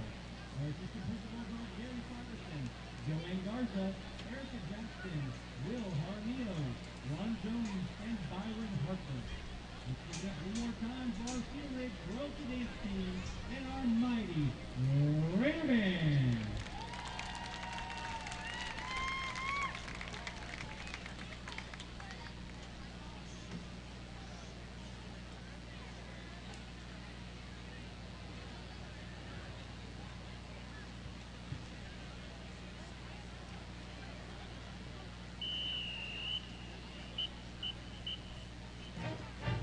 Please welcome to the field the world-class Midway High School Gold. Goaltenders are under the direction of Lindsay Benning and Danny Thrower.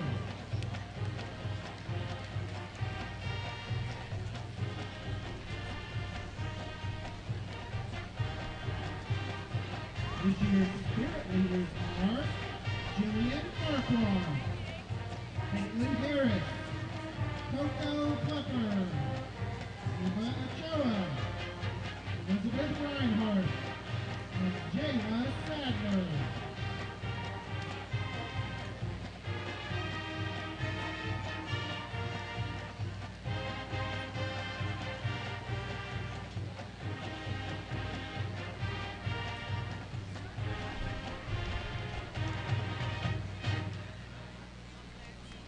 Goaltender opposites are Senior Captain Ambry Fabric, Senior First Lieutenant Peyton Abercrombie, Junior Lieutenant Karis Kim, Junior Lieutenant Sky McCall, Junior Lieutenant Natalie McGrath, and Junior Lieutenant Madeline Weaver. This week's Spirit Girl of the Week is Meg Whirling. This week's Goaltender of the Week is Maddie Sanders. Tonight, the goaltenders will be performing a field jazz routine to Conga.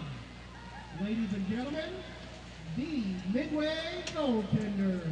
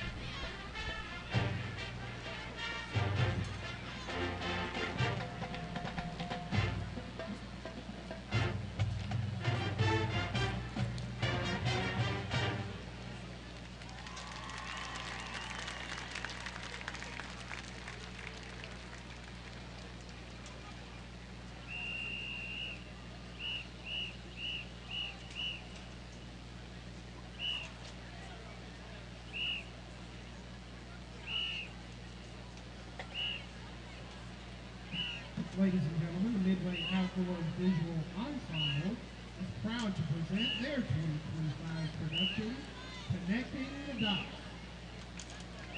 Featuring the driving, minimalist energy of composer John Adams, the colorful cinematic sounds of Ryan George, the timeless swagger of Frank Sinatra, and the unmistakable charm of Henry Mancini.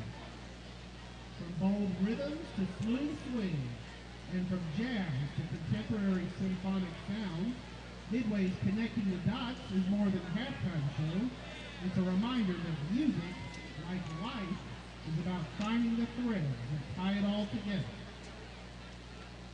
The band is under the field direction of head drum major Cole Everett, associate drum majors Aiden Hyatt, and assistant drum majors Brady Kidd and Isaac Neal. Color guard captain is Simone Ibarra.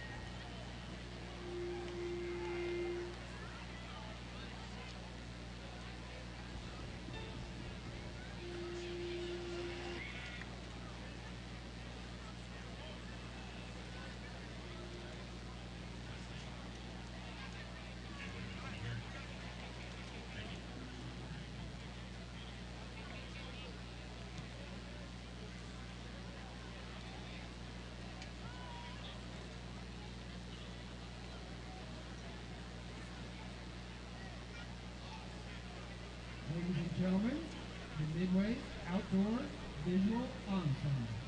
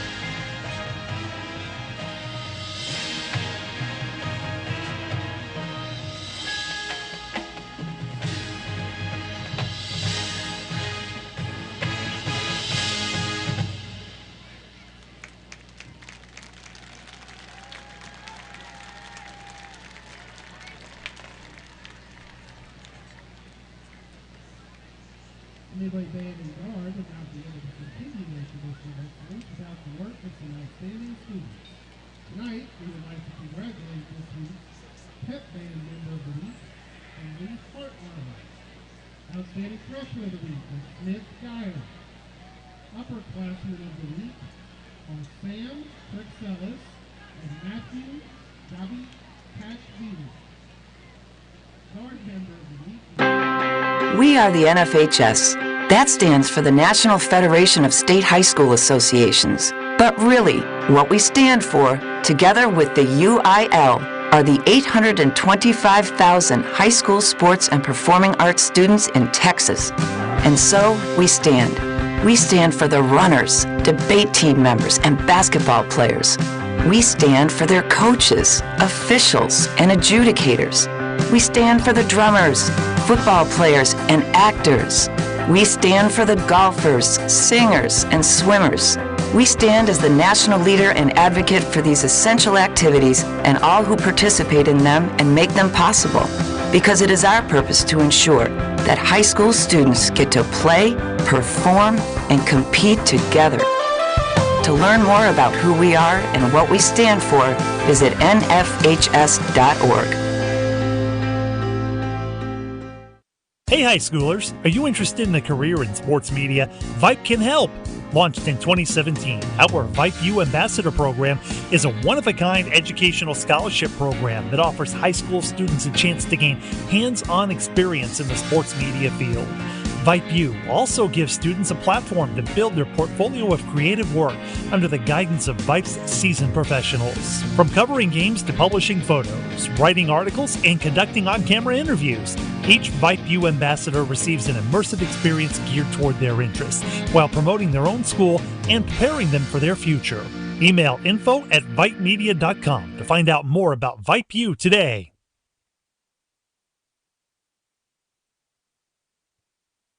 Why are interscholastic sports called the last classroom of the day? Because they teach students important life lessons like teamwork, accountability, and perseverance. School sports are so much more than a game. They're about developing the whole person. That's why they're an essential part of every student's education. Encourage your student to participate in the last classroom of the day. Interscholastic sports in Texas. This message presented by the UIL and the Texas High School Athletic Directors Association. Interested in Vype Campus? Vype Campus brings our popular citywide media days right to your doorstep. As a Vype Campus client, we will work with you to help you take advantage of our unique campus model to build a unique experience for your school.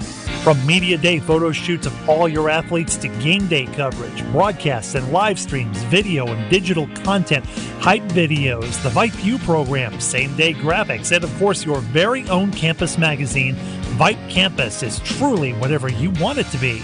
Email info@vypemedia.com to find out how to join Vype Campus today. All right, folks, let's get started. Parents, thanks for coming. As many of you know, I'm Coach Mather. Tonight I want to talk about the season, of which I only have one expectation, that everybody gets stronger. When I say get stronger, I'm not referring solely to physical strength. Sure, we'll be in the weight room, we'll be running stairs, but we're also going to focus on developing mental toughness and grit, because those are the characteristics that allow us to achieve greatness both on and off the court. So, how do we develop those things? By getting comfortable with a challenge, by cultivating the confidence necessary to overcome adversity in all forms. That's why I coach. That's my purpose. Every member of this team can lean on me, and I'll teach them how they can lean on themselves and each other. This message presented by the UIL and the Texas High School Athletic Directors Association. Parents, thanks for coming. As many of you... I right-clicked. My fault, man.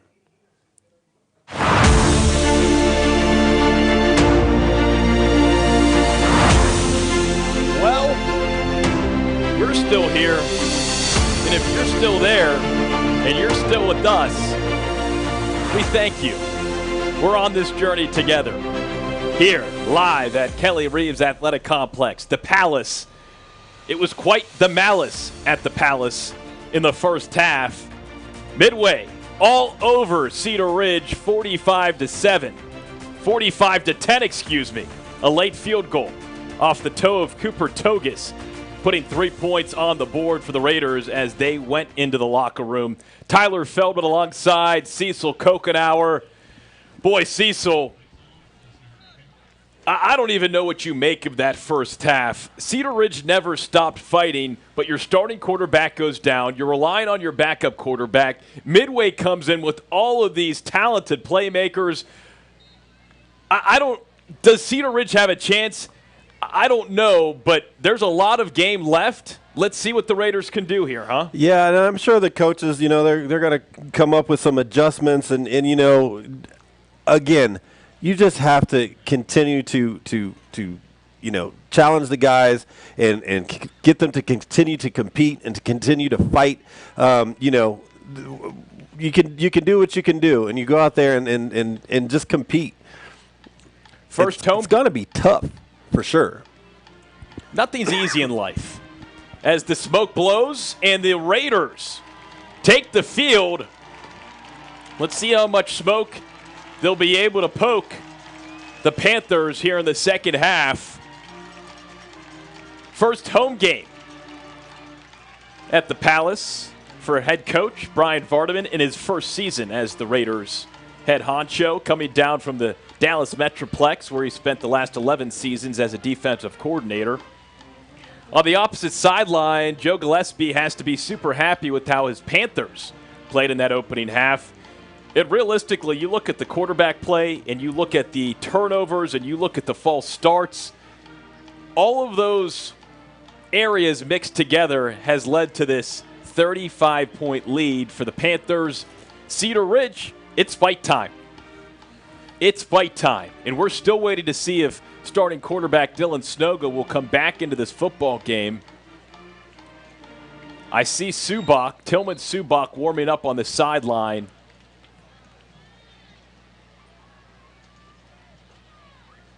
My only guess, again, and this is just a guess, is that Snoga is on the sideline somewhere, possibly in street clothes.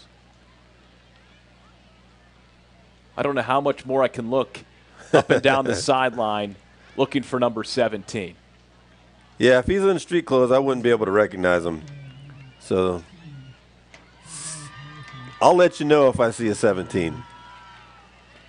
We have the two quarterbacks behind Snoga in Subak and Alex Marcantoni warming up together on the sideline. It looks like Snoga. I think I see him right there in street clothes.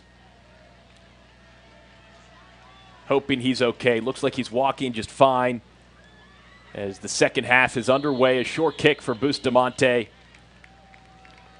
And the Raiders will get going around their own 32-yard line. Pretty good field position for Cedar Ridge. Let's see what Tillman Subak in this Raiders offense can do. Down 35 points to kick off this second half. Again, if you're just joining us, Tyler Feldman, Cecil Kokenauer, Les Clary back in studio making sure things are airing appropriately and properly. Got quite the team with us tonight. So thankful for all of you joining us for this broadcast here on Vype Live. Hottest day on record so far here of the year, 104 degrees Fahrenheit. Crazy. Sun is set, moon is high in the sky, and Tillman Subak is operating out of the shotgun to start the third quarter. Two receivers left, two right. Oh, and a false start? Here we go again. Not again. Come on. False start of the offense. That'll take the Raiders 5 yards back.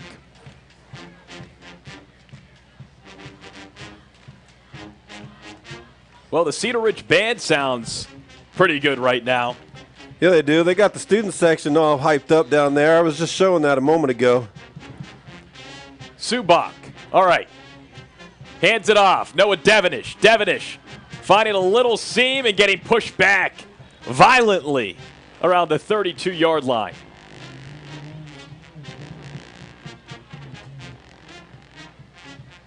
controlling the clock, controlling the offense, maybe the Raiders' best point of attack here offensively in the second half. Trips right for Tillman Subak, the senior quarterback of Lithuanian descent. Man in motion, quick pass. Caught in the backfield by Noah Devenish. Breaks one tackle, breaks another, and finally pushed down past the 40-yard line. It's a first down for the Raiders. Oh, nice play there. Great ball by Subak, just outside of the reach of the defender who came flying in there, hoping to get a pick, but the offensive player gets it instead. Noah Devenish, the senior running back for the purple and black. 11 minutes to go here in the third quarter. Trips left for Tillman Subak. Takes the snap. Dumps it off for Devenish. Devenish, burst of speed. Across midfield. Tackled by a trio of Panthers. Anchored by Jaden Krausen. Jesse Satterfield also there on the tackle, as well as Lane Alexander. Sets up a second down from the 50-yard line for the Raiders. Subak hands it off. Devin Patterson gets a couple yards. Into Panthers territory as the band continues to rumble. So do the Raiders.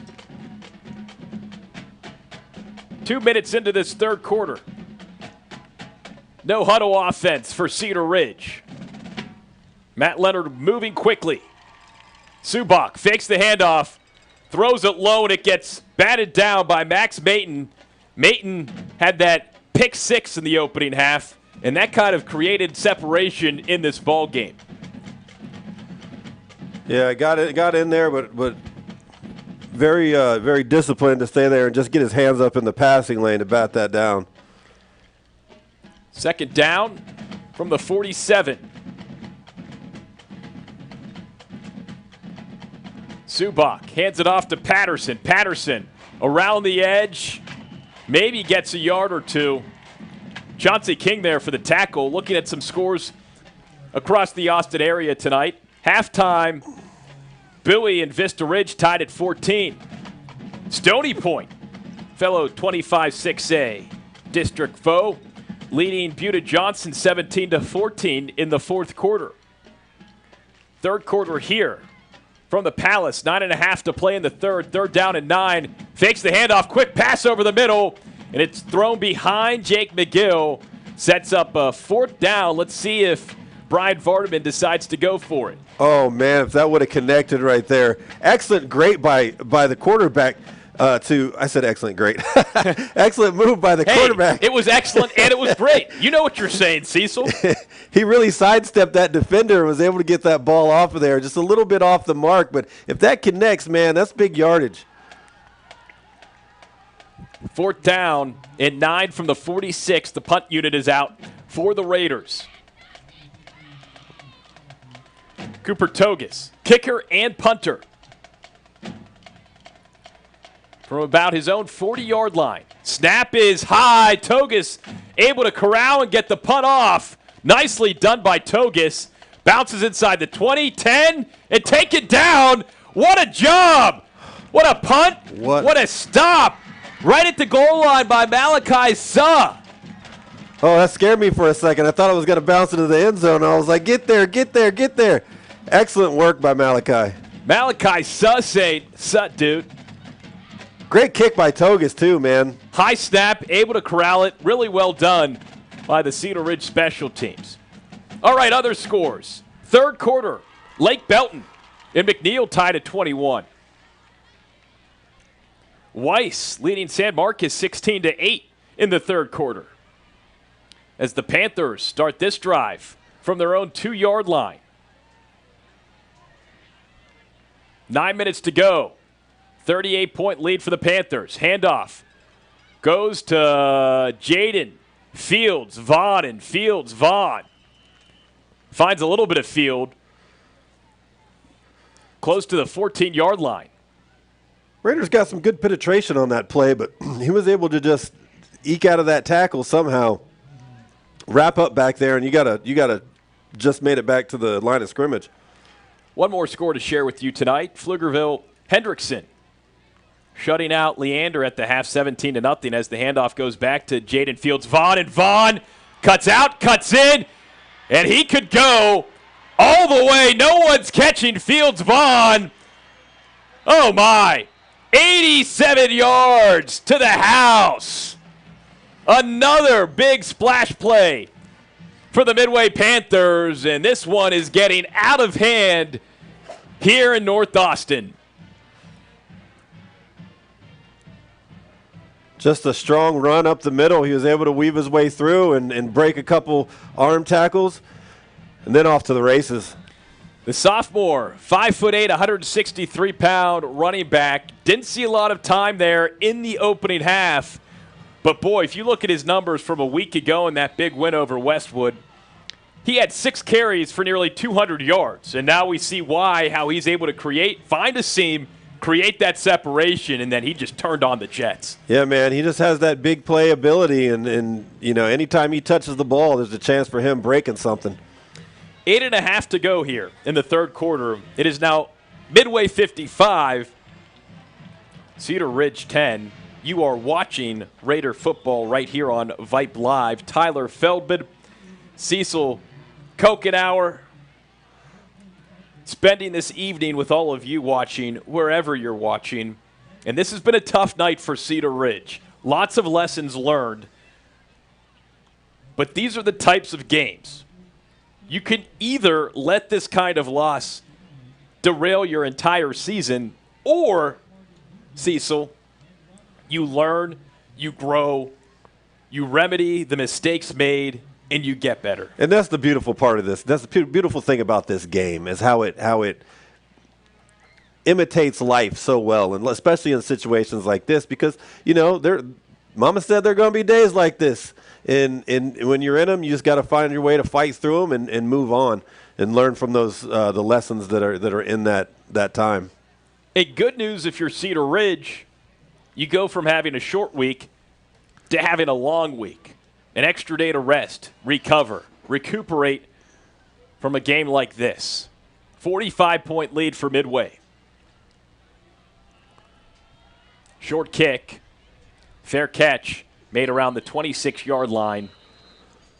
Cedar Ridge offensively trying to find, there is Dylan Snoga back in uniform. It took a while, but we see Dylan Snoga. Thanks for your patience. I have 20/20 vision with my contacts in. Might have to invest in some binoculars. Yeah, it's kind of a tall stadium, a little distance away from the field. It can be hard to see stuff. He doesn't have his helmet on, so I doubt he's going to be going back in the game. But it's good to see him up and walking around and out there with his teammates. Absolutely. 1st and 10 from the 25 for the Cedar Ridge Raiders. 8:38 to play here in the third quarter. Tillman Subak, 2 receivers to his right. Hands it off to Devenish on his left hip. Devenish, quick feet. Jigsaws before getting taken down around the 30-yard line. A lot of effort for about 5 yards. Clock continues to run as it's now 2nd and 5 from the 30. 2 receivers right. Subak from the shotgun. Back to Devenish. Devenish with a seam. Devenish with room. Finally dragged down. Carl Simmons and Anthony Tolliver there for the tackles for the Panthers. Yeah, that's good work there. I'm really surprised that they're starting their play like so early in the clock. I'd run that thing down inside and just keep that offense off the field as much as possible. Subak on 1st and 10. Quick pass to Therese Harrison. Had it, dropped it, incomplete. He heard footsteps. Jalen McClinton was there on the coverage for the Panthers.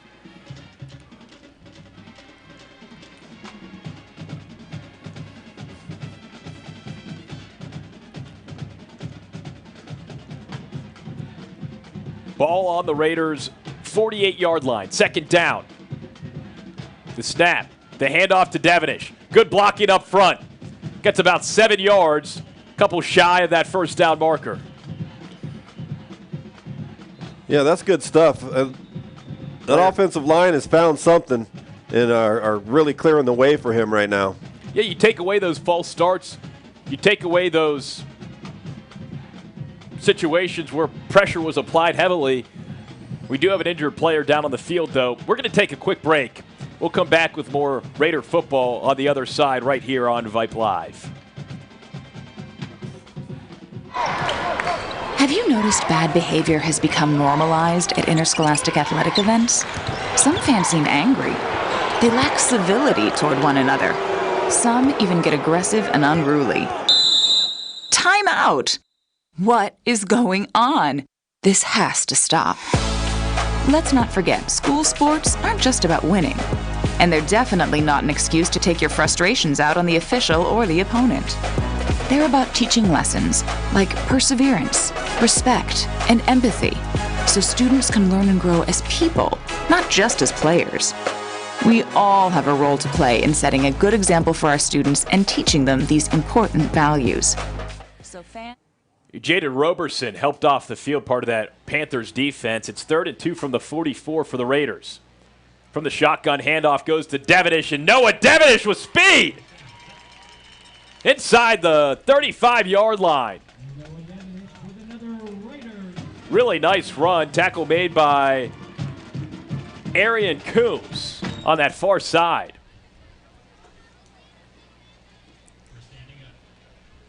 Seven minutes to go here in the third quarter. 55-10 lead for Midway on top of Cedar Ridge.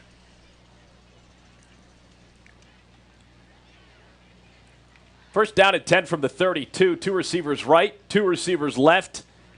Subak takes the snap, hands it off to Patterson, and Patterson tripped up after gaining a few yards. And look, Cecil, this has been a nicely manufactured drive here for the Raiders. Yes, it has. They're moving the ball effectively and looking like look like we got some cramping down there. And you know, they're doing what they want to do right now, which is great. Chauncey King cramping up on the field there, part of that stout Panthers defense we've seen tonight. And it's still hot out there, guys. It's still real hot out there. How hot? 89 degrees. Hot. Hot. It's 9 o'clock at night. And these kids are giving it their all on both sides of the ball. Even though Cedar Ridge down 45 points, you can still see the effort. They want to score, and a great opportunity to score here for Cedar Ridge. This has been one of their best drives we've seen offensively all night. Yeah, for sure. They're moving the ball like they want to, and they're being real effective. So I'd definitely like to see them punch something in here. And you have to give Tillman Subak ready. Couple interceptions. One was tipped, but he has come in and answered the bell in place of the injured Dylan Snoga, who went out in that first half. All right, second down at 6 for the 28. Subak going for it all in the end zone. Caught! Was he in bounds? A great grab by Carter Copeland, but the official says he did not get a foot in. That was a great ball, just a little too far out of bounds. Yeah, just a little far. It came down with his foot out of bounds, but man, that was a great throw and catch. Pretty spiral, great grab, had everything except a foot in the end zone. Man, 6 minutes to go. 3rd and 6. Again from the 28. Subak hands it off to Patterson. Patterson with great blocking up front, and he follows that blocking for a first down. Yeah, heck yeah. Looks like number 32's hat came off in the middle of that. He's going to have to check out number 40 for Midway comes in. Gavin Reeves goes out, his hat, no bill, with the mask. And in comes Ace Nauman. as the Raiders are pushing forward. Patterson again on the run.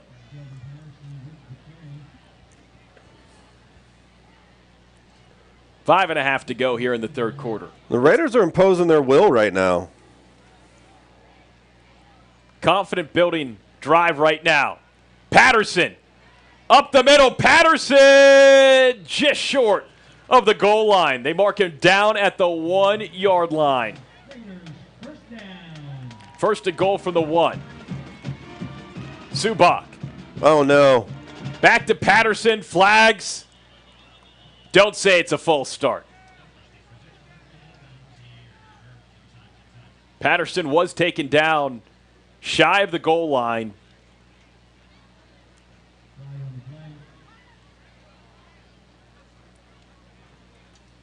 Offsides. Half the distance. Offside on the defense. So it'll be first to goal from about the half-yard line. Let's see what the Raiders do here. 4 chances to punch it in. Tillman Subak takes the snap. Hands it off to Patterson around the outside and into the end zone for a Raiders touchdown. Excellent. What a drive by Cedar Ridge. A confidence-building drive for the purple and black. Yes, more of that. The Raiders showing that fight. Down but not out. Togus in for the extra point. Snap is good. Hold is good. Kick is up. And kick is good. 5:01 left to play here in the third quarter. It's Midway 55, Cedar Ridge 17. You're watching Cedar Ridge football right here on Vype Live. All right. Remember, we're a team that plays together. Listen, the winning will take care of itself. We just have to get everyone involved. In interscholastic sports, we celebrate what makes every one of us unique. And in the pursuit of a common goal, everyone in the huddle, in the bleachers, and in the community comes together. This message presented by the UIL and the Texas High School Athletic Directors Association. Why are interscholastic sports called the last classroom of the day? Because they teach students important life lessons like teamwork, accountability, and perseverance. School sports are so much more than a game. They're about developing the whole person. That's why they're an essential part of every student's education. Encourage your student to participate in the last classroom of the day. Interscholastic sports in Texas. This message presented by the UIL and the Texas High School Athletic Directors Association. Cedar Ridge not going down without showing some fight.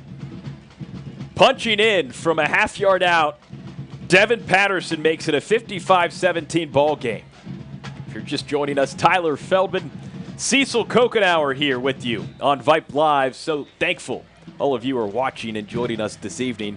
Yes, it's a little bit of a blowout, but we're seeing that fight, Cecil, that you had referenced and mentioned so much in this ball game. As Togus boots it out, it'll be a 25-yard line start for the Panthers.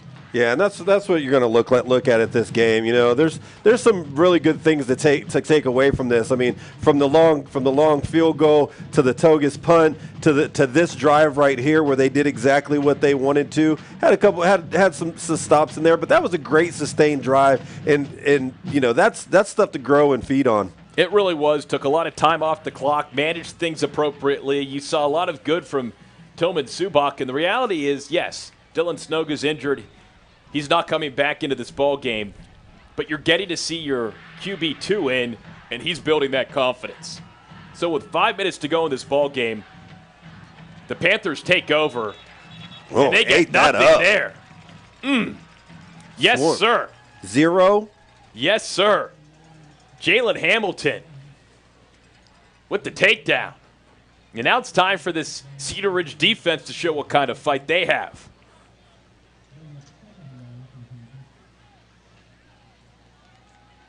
Four and a half to play in the third quarter.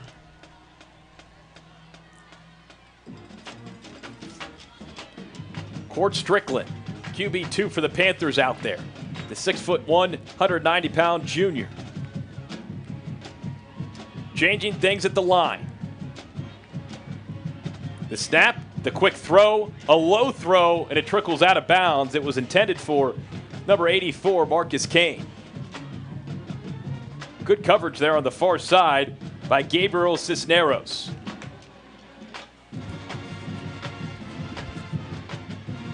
Boy, the Cedar Ridge band on fire tonight. Yeah, they're getting it. It's the first opportunity I've gotten to see them, and they're really good. And I usually watch the Cedar Park band, and they've won tons of championships. But these guys are going to give them a run for their money this year.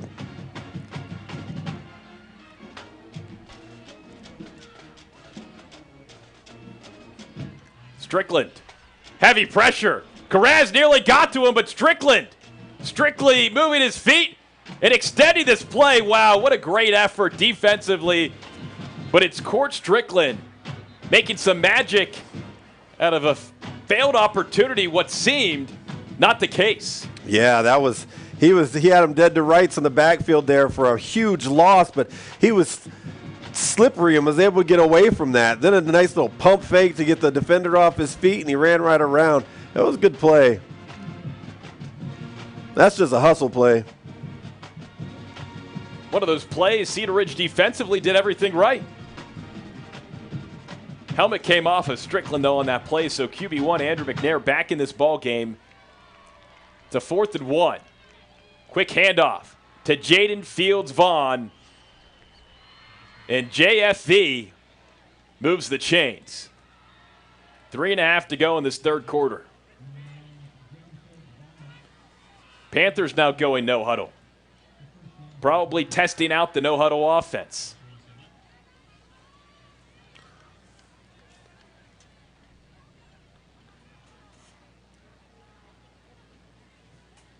Arion Gaddison sprinting out onto the field for the Cedar Ridge defense.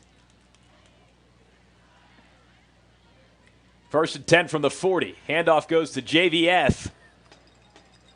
Great push by the defensive line there. Just stopped that in its tracks. He lost a yard on that. Again, that defensive front for Cedar Ridge last week was really impressive. Buda Johnson, though, clearly not the same caliber of opponent that Midway is. This Midway team from Waco, watch out. This is a team that looks to have the pieces to make a deep run. 2.5 to go here in the third quarter. 55-17 lead for Midway on top of Cedar Ridge. 2nd and 11 from the 39. McNair, the snap, the handoff. Oh, boy. Oh, boy. He sees daylight. Jaden Fields-Vaughn is gone. Another touchdown. This time, 61 yards. He just hits that next level. If he's able to hit the second level, he's just gone. Jaden Fields-Vaughn. I mean, this Midway team has a 1-2 punch at running back that could be the best in the entire state. Now, I haven't seen every team this season, but those two guys, I'd find a hard argument to be made around teams in 6A, as it's a botch snap on the extra point. Bustamante gets ripped down at the 10-yard line. Ball pops loose, and no one's going to get it. Vincent Martinez, they're on the stop. 2 minutes, 8 seconds to go in this third quarter. Panthers 61. Raiders 17. You're watching Cedar Ridge football on Vype Live. The biggest myth about interscholastic performing arts? That you have to be the most talented or experienced to participate. The truth is, anyone can be a part of their school's performing arts. There are countless opportunities for students to participate, from theater, choir, and band to speech and debate. The bottom line, if you want to perform, there's a place for you. This message presented by the NFHS and the UIL. Why are interscholastic sports called the last classroom of the day? Why are interscholastic sports called the last classroom of the day? Because they teach students important life lessons, like teamwork, accountability, and perseverance. School sports are so much more than a game. They're about developing the whole person. That's why they're an essential part of every student's education. Encourage your student to participate in the last classroom of the day. Interscholastic Sports in Texas. This message presented by the UIL and the Texas High School Athletic Directors Association. Thanks for staying up late with us. Just after 9 o'clock local time here at Kelly Reeves Athletic Complex. Whistles on the kickoff. Jaden Fields Vaughn.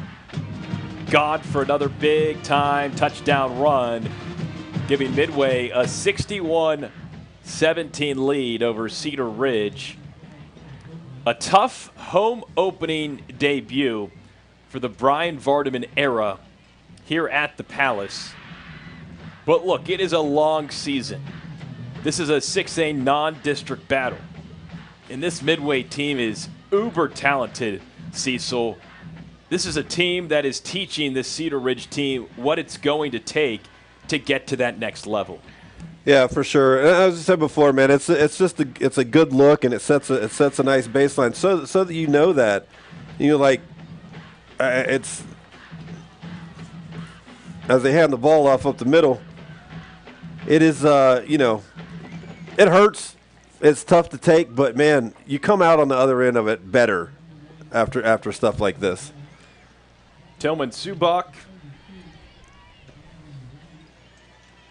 leading this offense for much of this game. Again, Dylan Snoga, starting quarterback, injured. Do hope he's okay. He's back on the sideline. Looks to be fine. He's on 2 feet, still in uniform, no helmet in hand, though. Subak hands it off to Noah Devenish. Devenish push back, cuts around the outside, and breaks one more tackle before getting dragged out around the 38-yard line. Good enough for a first down, and that'll move the chains. Yeah, and what valuable reps this is for Subak. And say down the road, he has to come in again. He's got some camaraderie with the offensive line, with the number ones on the offensive line, so he can come and get in work and not miss a beat. Absolutely. As Devenish gets the handoff again, finds another seam. Boy, this kid is talented.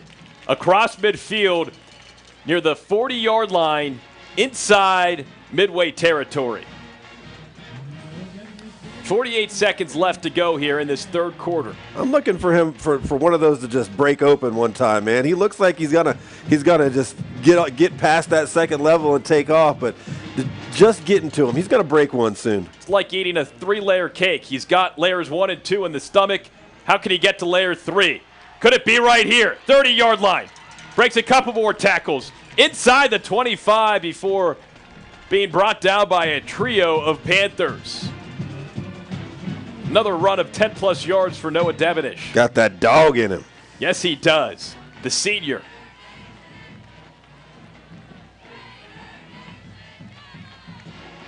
Raider Nation still loud and proud tonight here at the Palace. Not giving up just yet. Will the Raiders get one more play in before the end of the third quarter? No. Snap comes after the final whistle of this third quarter. 3 down, 1 to go. What kind of fight will we continue to see from these Raiders? Panthers 61, Cedar Ridge 17. You're watching Raiders football right here on Vype Live. Interested in Vype Campus? Vype Campus brings our popular citywide media days right to your doorstep. As a Vype Campus client, we will work with you to help you take advantage of our unique campus model to build a unique experience for your school. From media day photo shoots of all your athletes to game day coverage, broadcasts and live streams, video and digital content, hype videos, the Vype U program, same-day graphics, and of course your very own campus magazine, Vype Campus is truly whatever you want it to be. Email info@vypemedia.com to find out how to join Vype Campus today. Timeout. All right. Remember, we're a team that plays together. Listen, the winning will take care of itself. We just have to get everyone involved. In interscholastic sports, we celebrate what makes every one of us unique. And in the pursuit of a common goal, everyone in the huddle, in the bleachers, and in the community comes together. This message presented by the UIL and the Texas High School Athletic Directors Association. Fourth quarter about to get underway here at Kelly Reeves Athletic Complex. Tyler Feldman, Cecil Kokenauer, here with you tonight on Vype Live. If you're still with us, we're so glad you are. 61-17 lead for Midway on top of Cedar Ridge as Subak, his pass gets batted down out of the air. It was intended for his receiver, Tyler Burchett, but there to knock that one to the ground was Brody Pate. Called his name a few times tonight. Just getting in the passing lane again, knocking the ball down for an incompletion. Sets up his second down and 10 from the 25. Two receivers to the left of Subak. He hands it off to Devenish. Devenish makes one man miss. Cuts back, makes two more men miss. Another cut. Bulldozes through, close to the first down marker. Oh, man. Oh, man. And we have more cramping on the field, this time on the Panthers side. Devenish is electric. Alexavier Thompson cramping. And yes, Devenish has been the story offensively for the Raiders tonight.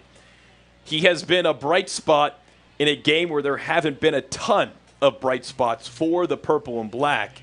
But you have to lean on your playmakers in a time like this where they're not stopping. Noah Devenish isn't saying, hey, we're down 44 points, may as well just give up. No, I mean, this kid continues to run hard.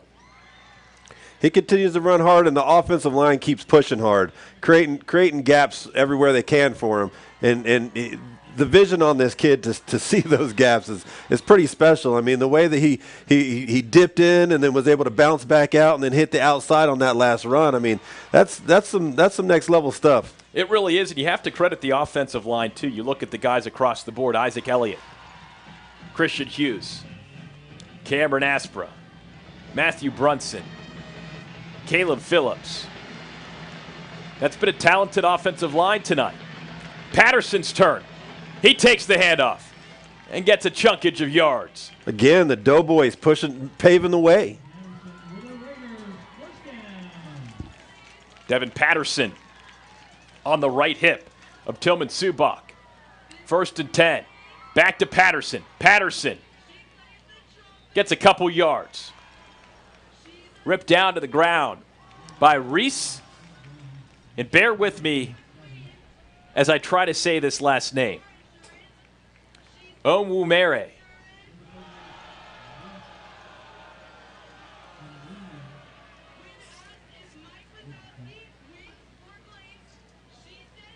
That's a tough one. 10:30 to go in this ball game. 2nd and 7. Devenish gets the handoff. Gets whipped down. Caden Bird on the stop. Clock continues to tick-tock. 3rd and goal for the Raiders. Punch it in. Come on. Man, he saw that seam right there and just bursted right through it. Very patient run. 3rd and 3.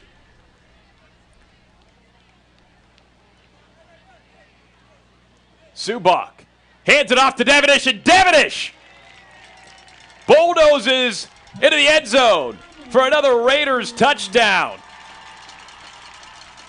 Raider Nation not going to bed quietly.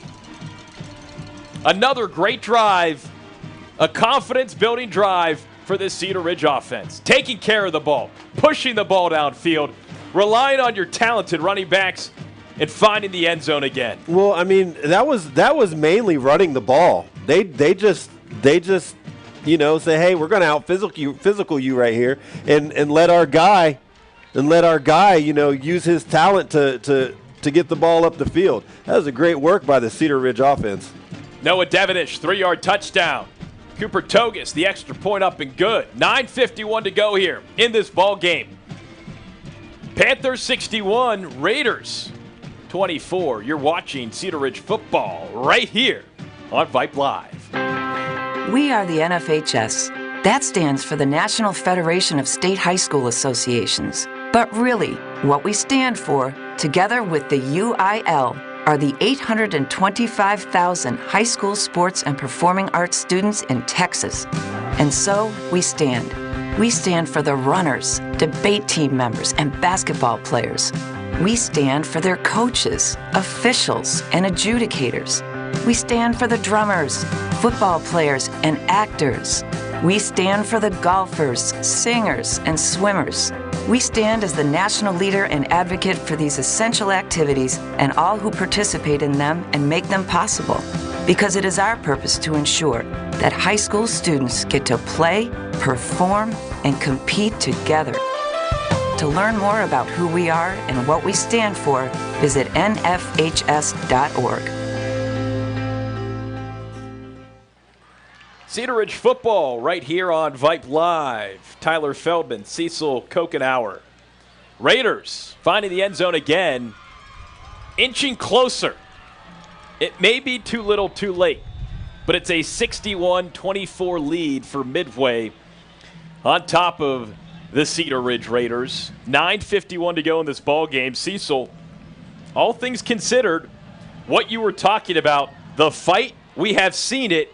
And if you're head coach Brian Vardaman, that's a big takeaway, despite how uneven this game has looked, felt, and how much it looks uneven on the scoreboard. Yeah, absolutely. You know, and if it's a totally different story if we don't get those. You know, like just persevering through this and really pushing and fighting, and especially the way they did that, just running the ball and the offensive line blocking like they were doing, man. I mean, that's a big win.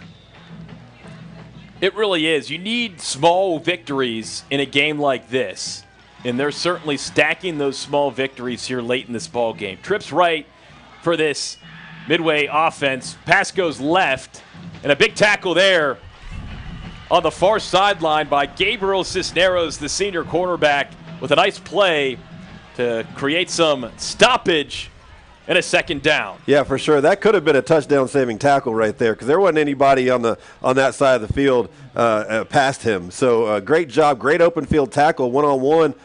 Great job getting him down there. It looks like we have a Cedar Ridge player with some cramps now. Number 19. Matthew McMillan, talented linebacker on the outside. That Sam position for this Cedar Ridge defense. He is cramping. Look at Coach. Helping one of his stars up as he hobbles off the field. Looks like he's trying to walk it off.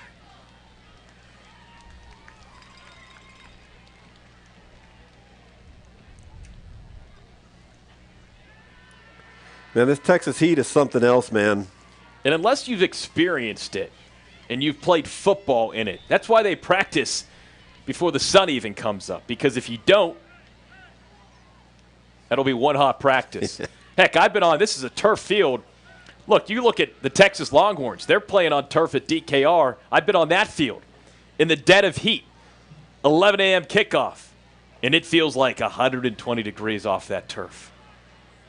9 minutes to go in this ball game. 37-point lead for the Panthers. Fake the handoff. Strickland wrapped up by a number of Raiders, led by Alex Nelson. On the edge, Bertie Carraz there. Passmore, Sears. Good try getting past that defensive front. Yeah, great job. Way to stick with it. And you know, first one got there and slowed him down, and the other two came and cleaned it up. Excellent penetration and defensive play by the Cedar Ridge. 8.5 minutes to go in this ball game. Third down and long. 11 yards to go to get to that first down marker from their own 24-yard line. Court Strickland. He's got two receivers to his left, two to his right. Keeps it himself. Up the middle. And that's a first down. Still pushing and shoving both sides. A nice quarterback draw there on third down. Had the defense all over the place. And the chains move and the clock continues to run. Yeah, timely call there. Able to pick up some good yardage after that quarterback keeper. 8 minutes and counting here from Kelly Reeves Athletic Complex. First home game of the season for the Cedar Ridge Raiders.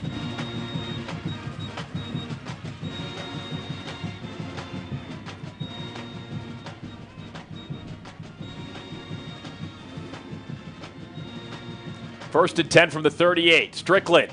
Oh. And immediately behind the line by Brody Carraz. It's a kid who tore his ACL last year, and all he's done through 2 games is really be the rock, the anchor on this Cedar Ridge defense. Oh, that's great to hear. What a job right now by the Cedar Ridge defense. Really standing up here and giving them all they got to get a stop here. 2nd and 14. 7 minutes left in regulation. It's still 61-24. Panthers on top of the Raiders. Trips right for the Panthers. Court Strickland takes the snap, throws left. It's caught. Gabriel Cisneros says, I don't think so. Met immediately at the line yet again, reading that defense and that offense to perfection. Cisneros has seen the game super well this evening. Yeah, he is. Another great open field tackle over there. Closed the gap really quickly and brought him down before he could get it much of anything. Only a couple yards on that play. As Isaiah McQuaid checks in, a lot of the starting defensive front for the Cedar Ridge Raiders taking a breather on 3rd down and 9. 6 minutes left in the ball game. Trips right, still with that single receiver far side. Let's see what the Panthers do here. Strickland changing things up. 3 seconds left on the play clock. And that'll force Gillespie to call a timeout and talk things over. So with 5:58 to go, it's Midway 61, Cedar Ridge 24. We'll be right back here with more football on Vype Live. Have you noticed bad behavior has become normalized at interscholastic athletic events? Some fans seem angry. They lack civility toward one another. Some even get aggressive and unruly. Time out! What is going on? This has to stop. Let's not forget, school sports aren't just about winning. And they're definitely not an excuse to take your frustrations out on the official or the opponent. They're about teaching lessons like perseverance, respect, and empathy, so students can learn and grow as people, not just as players. We all have a role to play in setting a good example for our students and teaching them these important values. So fans, it's time to step up your game and behave positively at interscholastic athletic events in Texas. This message presented by the UIL and the Texas High School Athletic Directors Association. Here we go, back here at the Palace. Throw downfield, caught. Strickland. Hook it up with Hayden Brock. That'll move the chains. Sub 6 minutes left in this ball game.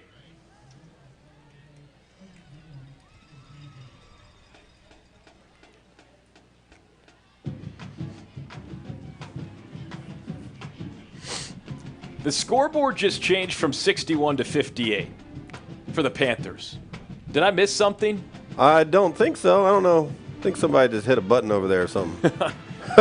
Hey, stop messing around with the buttons. That math ain't mathin'. 5.5 to go. Strickland, the snap, the handoff. Jaden Fields Vaughn breaking tackles, but finally, Alex Nelson said, stop what you're doing and go to the ground immediately. Yeah, good job there. Slowed down by a couple of defenders. He's just he's slippery, man. He's hard to bring down, but, you know, defenders came and cleaned it up and brought him down. Great effort.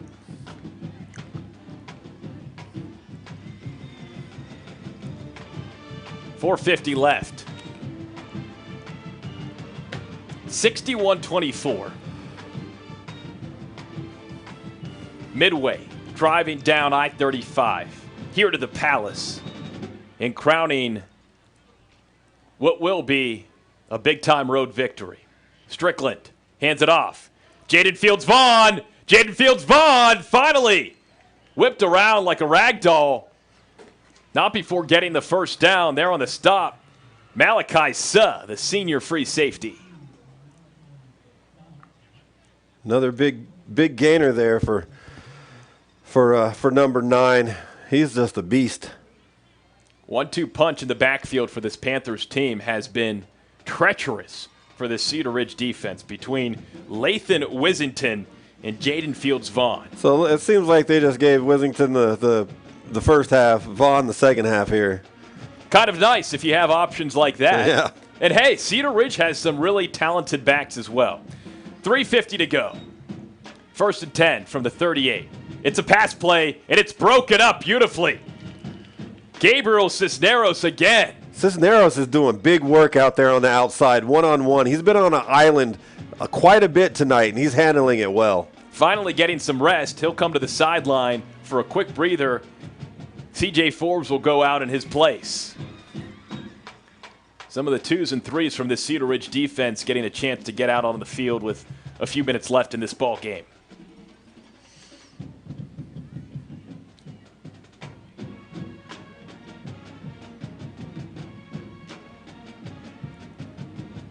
Cedar Ridge, the band and rhythm, much like this Midway offense throughout much of this game. Defense for Cedar Ridge finally saying, we've had enough. Stop it. Ryder Fitch with the stop. 1997's in there. Great job. Turn them back inside. Let your boys help you out. Excellent stop. 3:22 left on the clock. 61-24 lead for the Panthers. Raiders trying to get one more big stop on defense. 3rd and 10 from the Raiders, 38.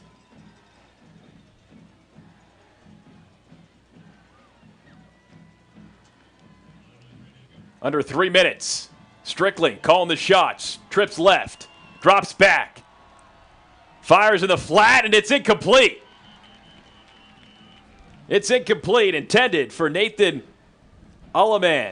And that sets up a 4th and 10. So this is pretty good for the Cedar Ridge. I'm sorry. We knew you were going to do it. You almost won the whole game. Cecil, if you're watching from home, he is typically on the Cedar Park broadcast. He joined me tonight. He was so gracious to donate his time. He is getting paid. But we're glad to have him here as color analyst, producer extraordinaire. And we knew it was going to happen. I told you, just say Raiders. Raiders. Just say Raiders, man. Almost made it. 4th down. First time we've seen the punting unit, and a big stop, a low snap, a fumbled snap, and a big takedown. Love to see it. That's great. Aiden O'Brien Brown. What can Brown do for you? Big stop in the backfield on special teams. Yeah, that was wonderful. You got to love that. Sets up great field position on the Midway side of the field. Chance for Cedar Ridge to continue to make this a game late. Yeah, they got all their timeouts plus the 2-minute timeout to work with, so they can put a decent little drive together. They have plenty of time. 2:43 on the clock.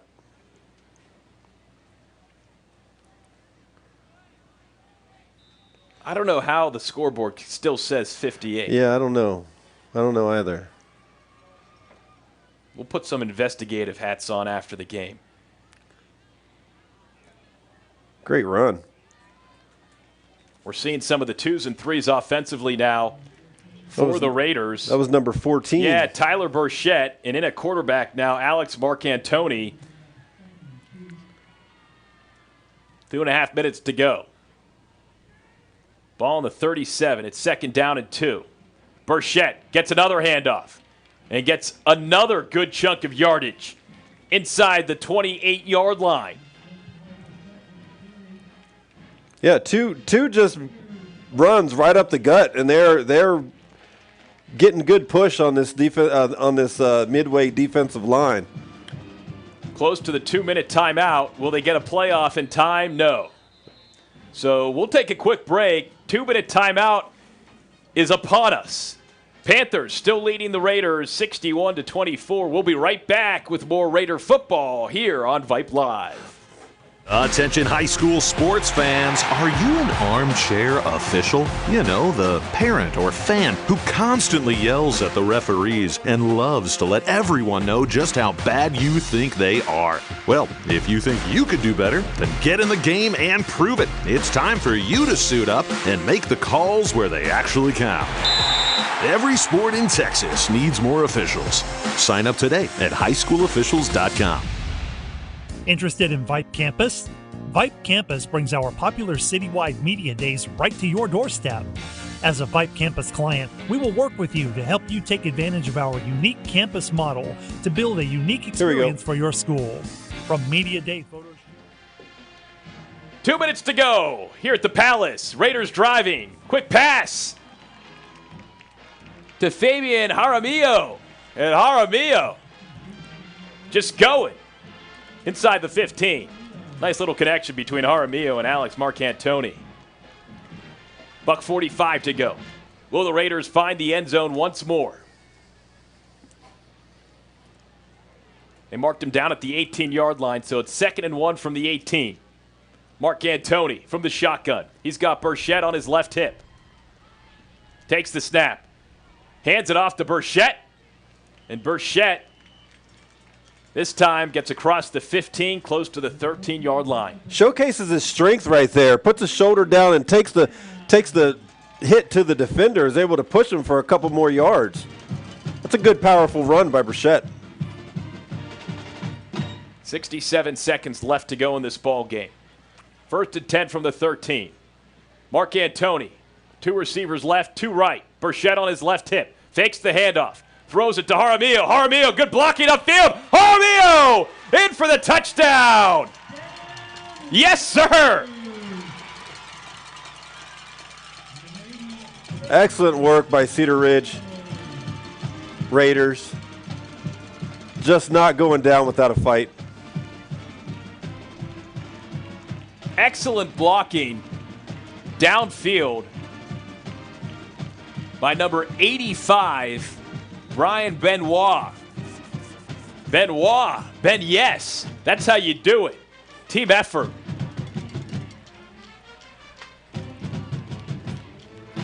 Togus, extra point, up, extra point. Good. 61-31. 51 seconds left to go, and for a Cedar Ridge offense over the last couple years that typically struggled to get to the 30-point mark, positive back-to-back weeks, Cedar Ridge eclipses 30 points. Yeah, great job here. Another great thing to show us to see on film and look at it on film when it comes time. This is a great fight, you know, and I have a hard time not staying hype if I'm down there with this band and this crowd. They're still on their feet supporting. Look, are all the number 1 defenders on the field right now for Midway? No. But same case for Cedar Ridge offensively. Yeah, right. So now Cedar Ridge is seeing what additional weapons they have, letting kids grow and get the opportunity and getting the value in getting those minutes out on the field. Absolutely. And this has been really impressive down the stretch by Cedar Ridge. You have to credit the Raiders the way in which they finished this ball game. It would have been easy to say, oh, man, this game's over. But they did not do that. And there's a lot to take away inside, in the heart of this Cedar Ridge football team.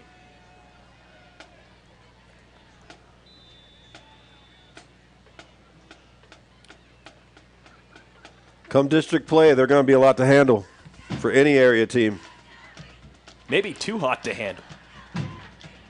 Togus boots it into the end zone again for a touchback. Couple knees and this game will be over.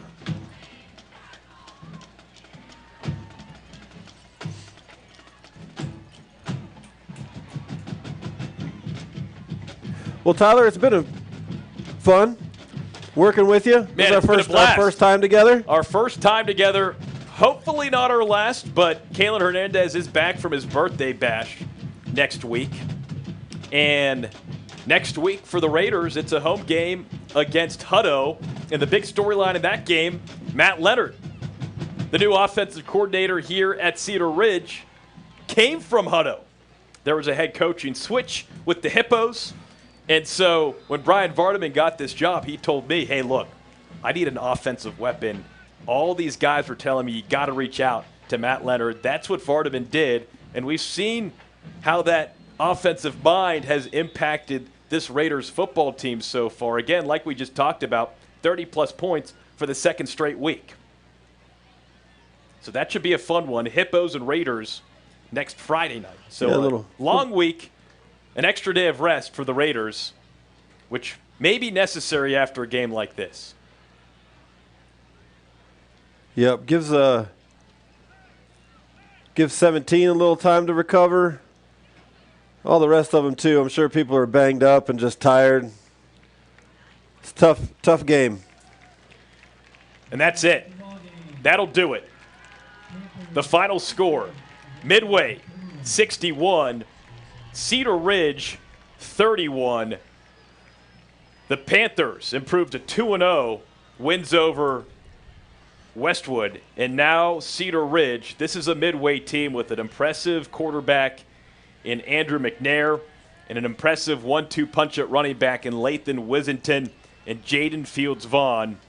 With the loss, the Raiders fall to 1-1, so after beating Buda Johnson in Week 1 on the road, they dropped their home opener here tonight again, 61-31. Cecil, your final thoughts on what you saw tonight from these Raiders? Yeah, I saw a lot of good stuff coming out, especially in the second half. I mean, the moxie, the fight that they, just obviously will not give up and keep fighting to the end. You got to love that. The running game was great. The offensive line creating that room for the running back to run, really impressive. The defensive line really showed out quite a few times this evening on some great stops. There's a solid base here for the Raiders, and but really, I mean, just the not give up, the keep competing. And I'm sure that's the message Coach gave them in the locker room at halftime, because, they really, they scored 21 points in the second half. Mm-hmm. Made it interesting. So that doesn't come from laying down. That comes from that's stepping up and taking care of business. I hear what you're saying. Definitely have to credit head coach Brian Vardaman and his coaching staff for instilling that fight in this Raiders team. I'm really looking forward to seeing that fight the rest of this season. Again, next up for the Raiders, the 1-1 Raiders, it's another home game next Friday night against the Hutto Hippos. That should be a fun one. But once again, the final score, Midway 61, Cedar Ridge 31. For Les Clary, Cecil Kokenauer, and our entire crew here on Vype Live, I'm Tyler Feldman saying good night and get home safely. We'll see you next Friday night.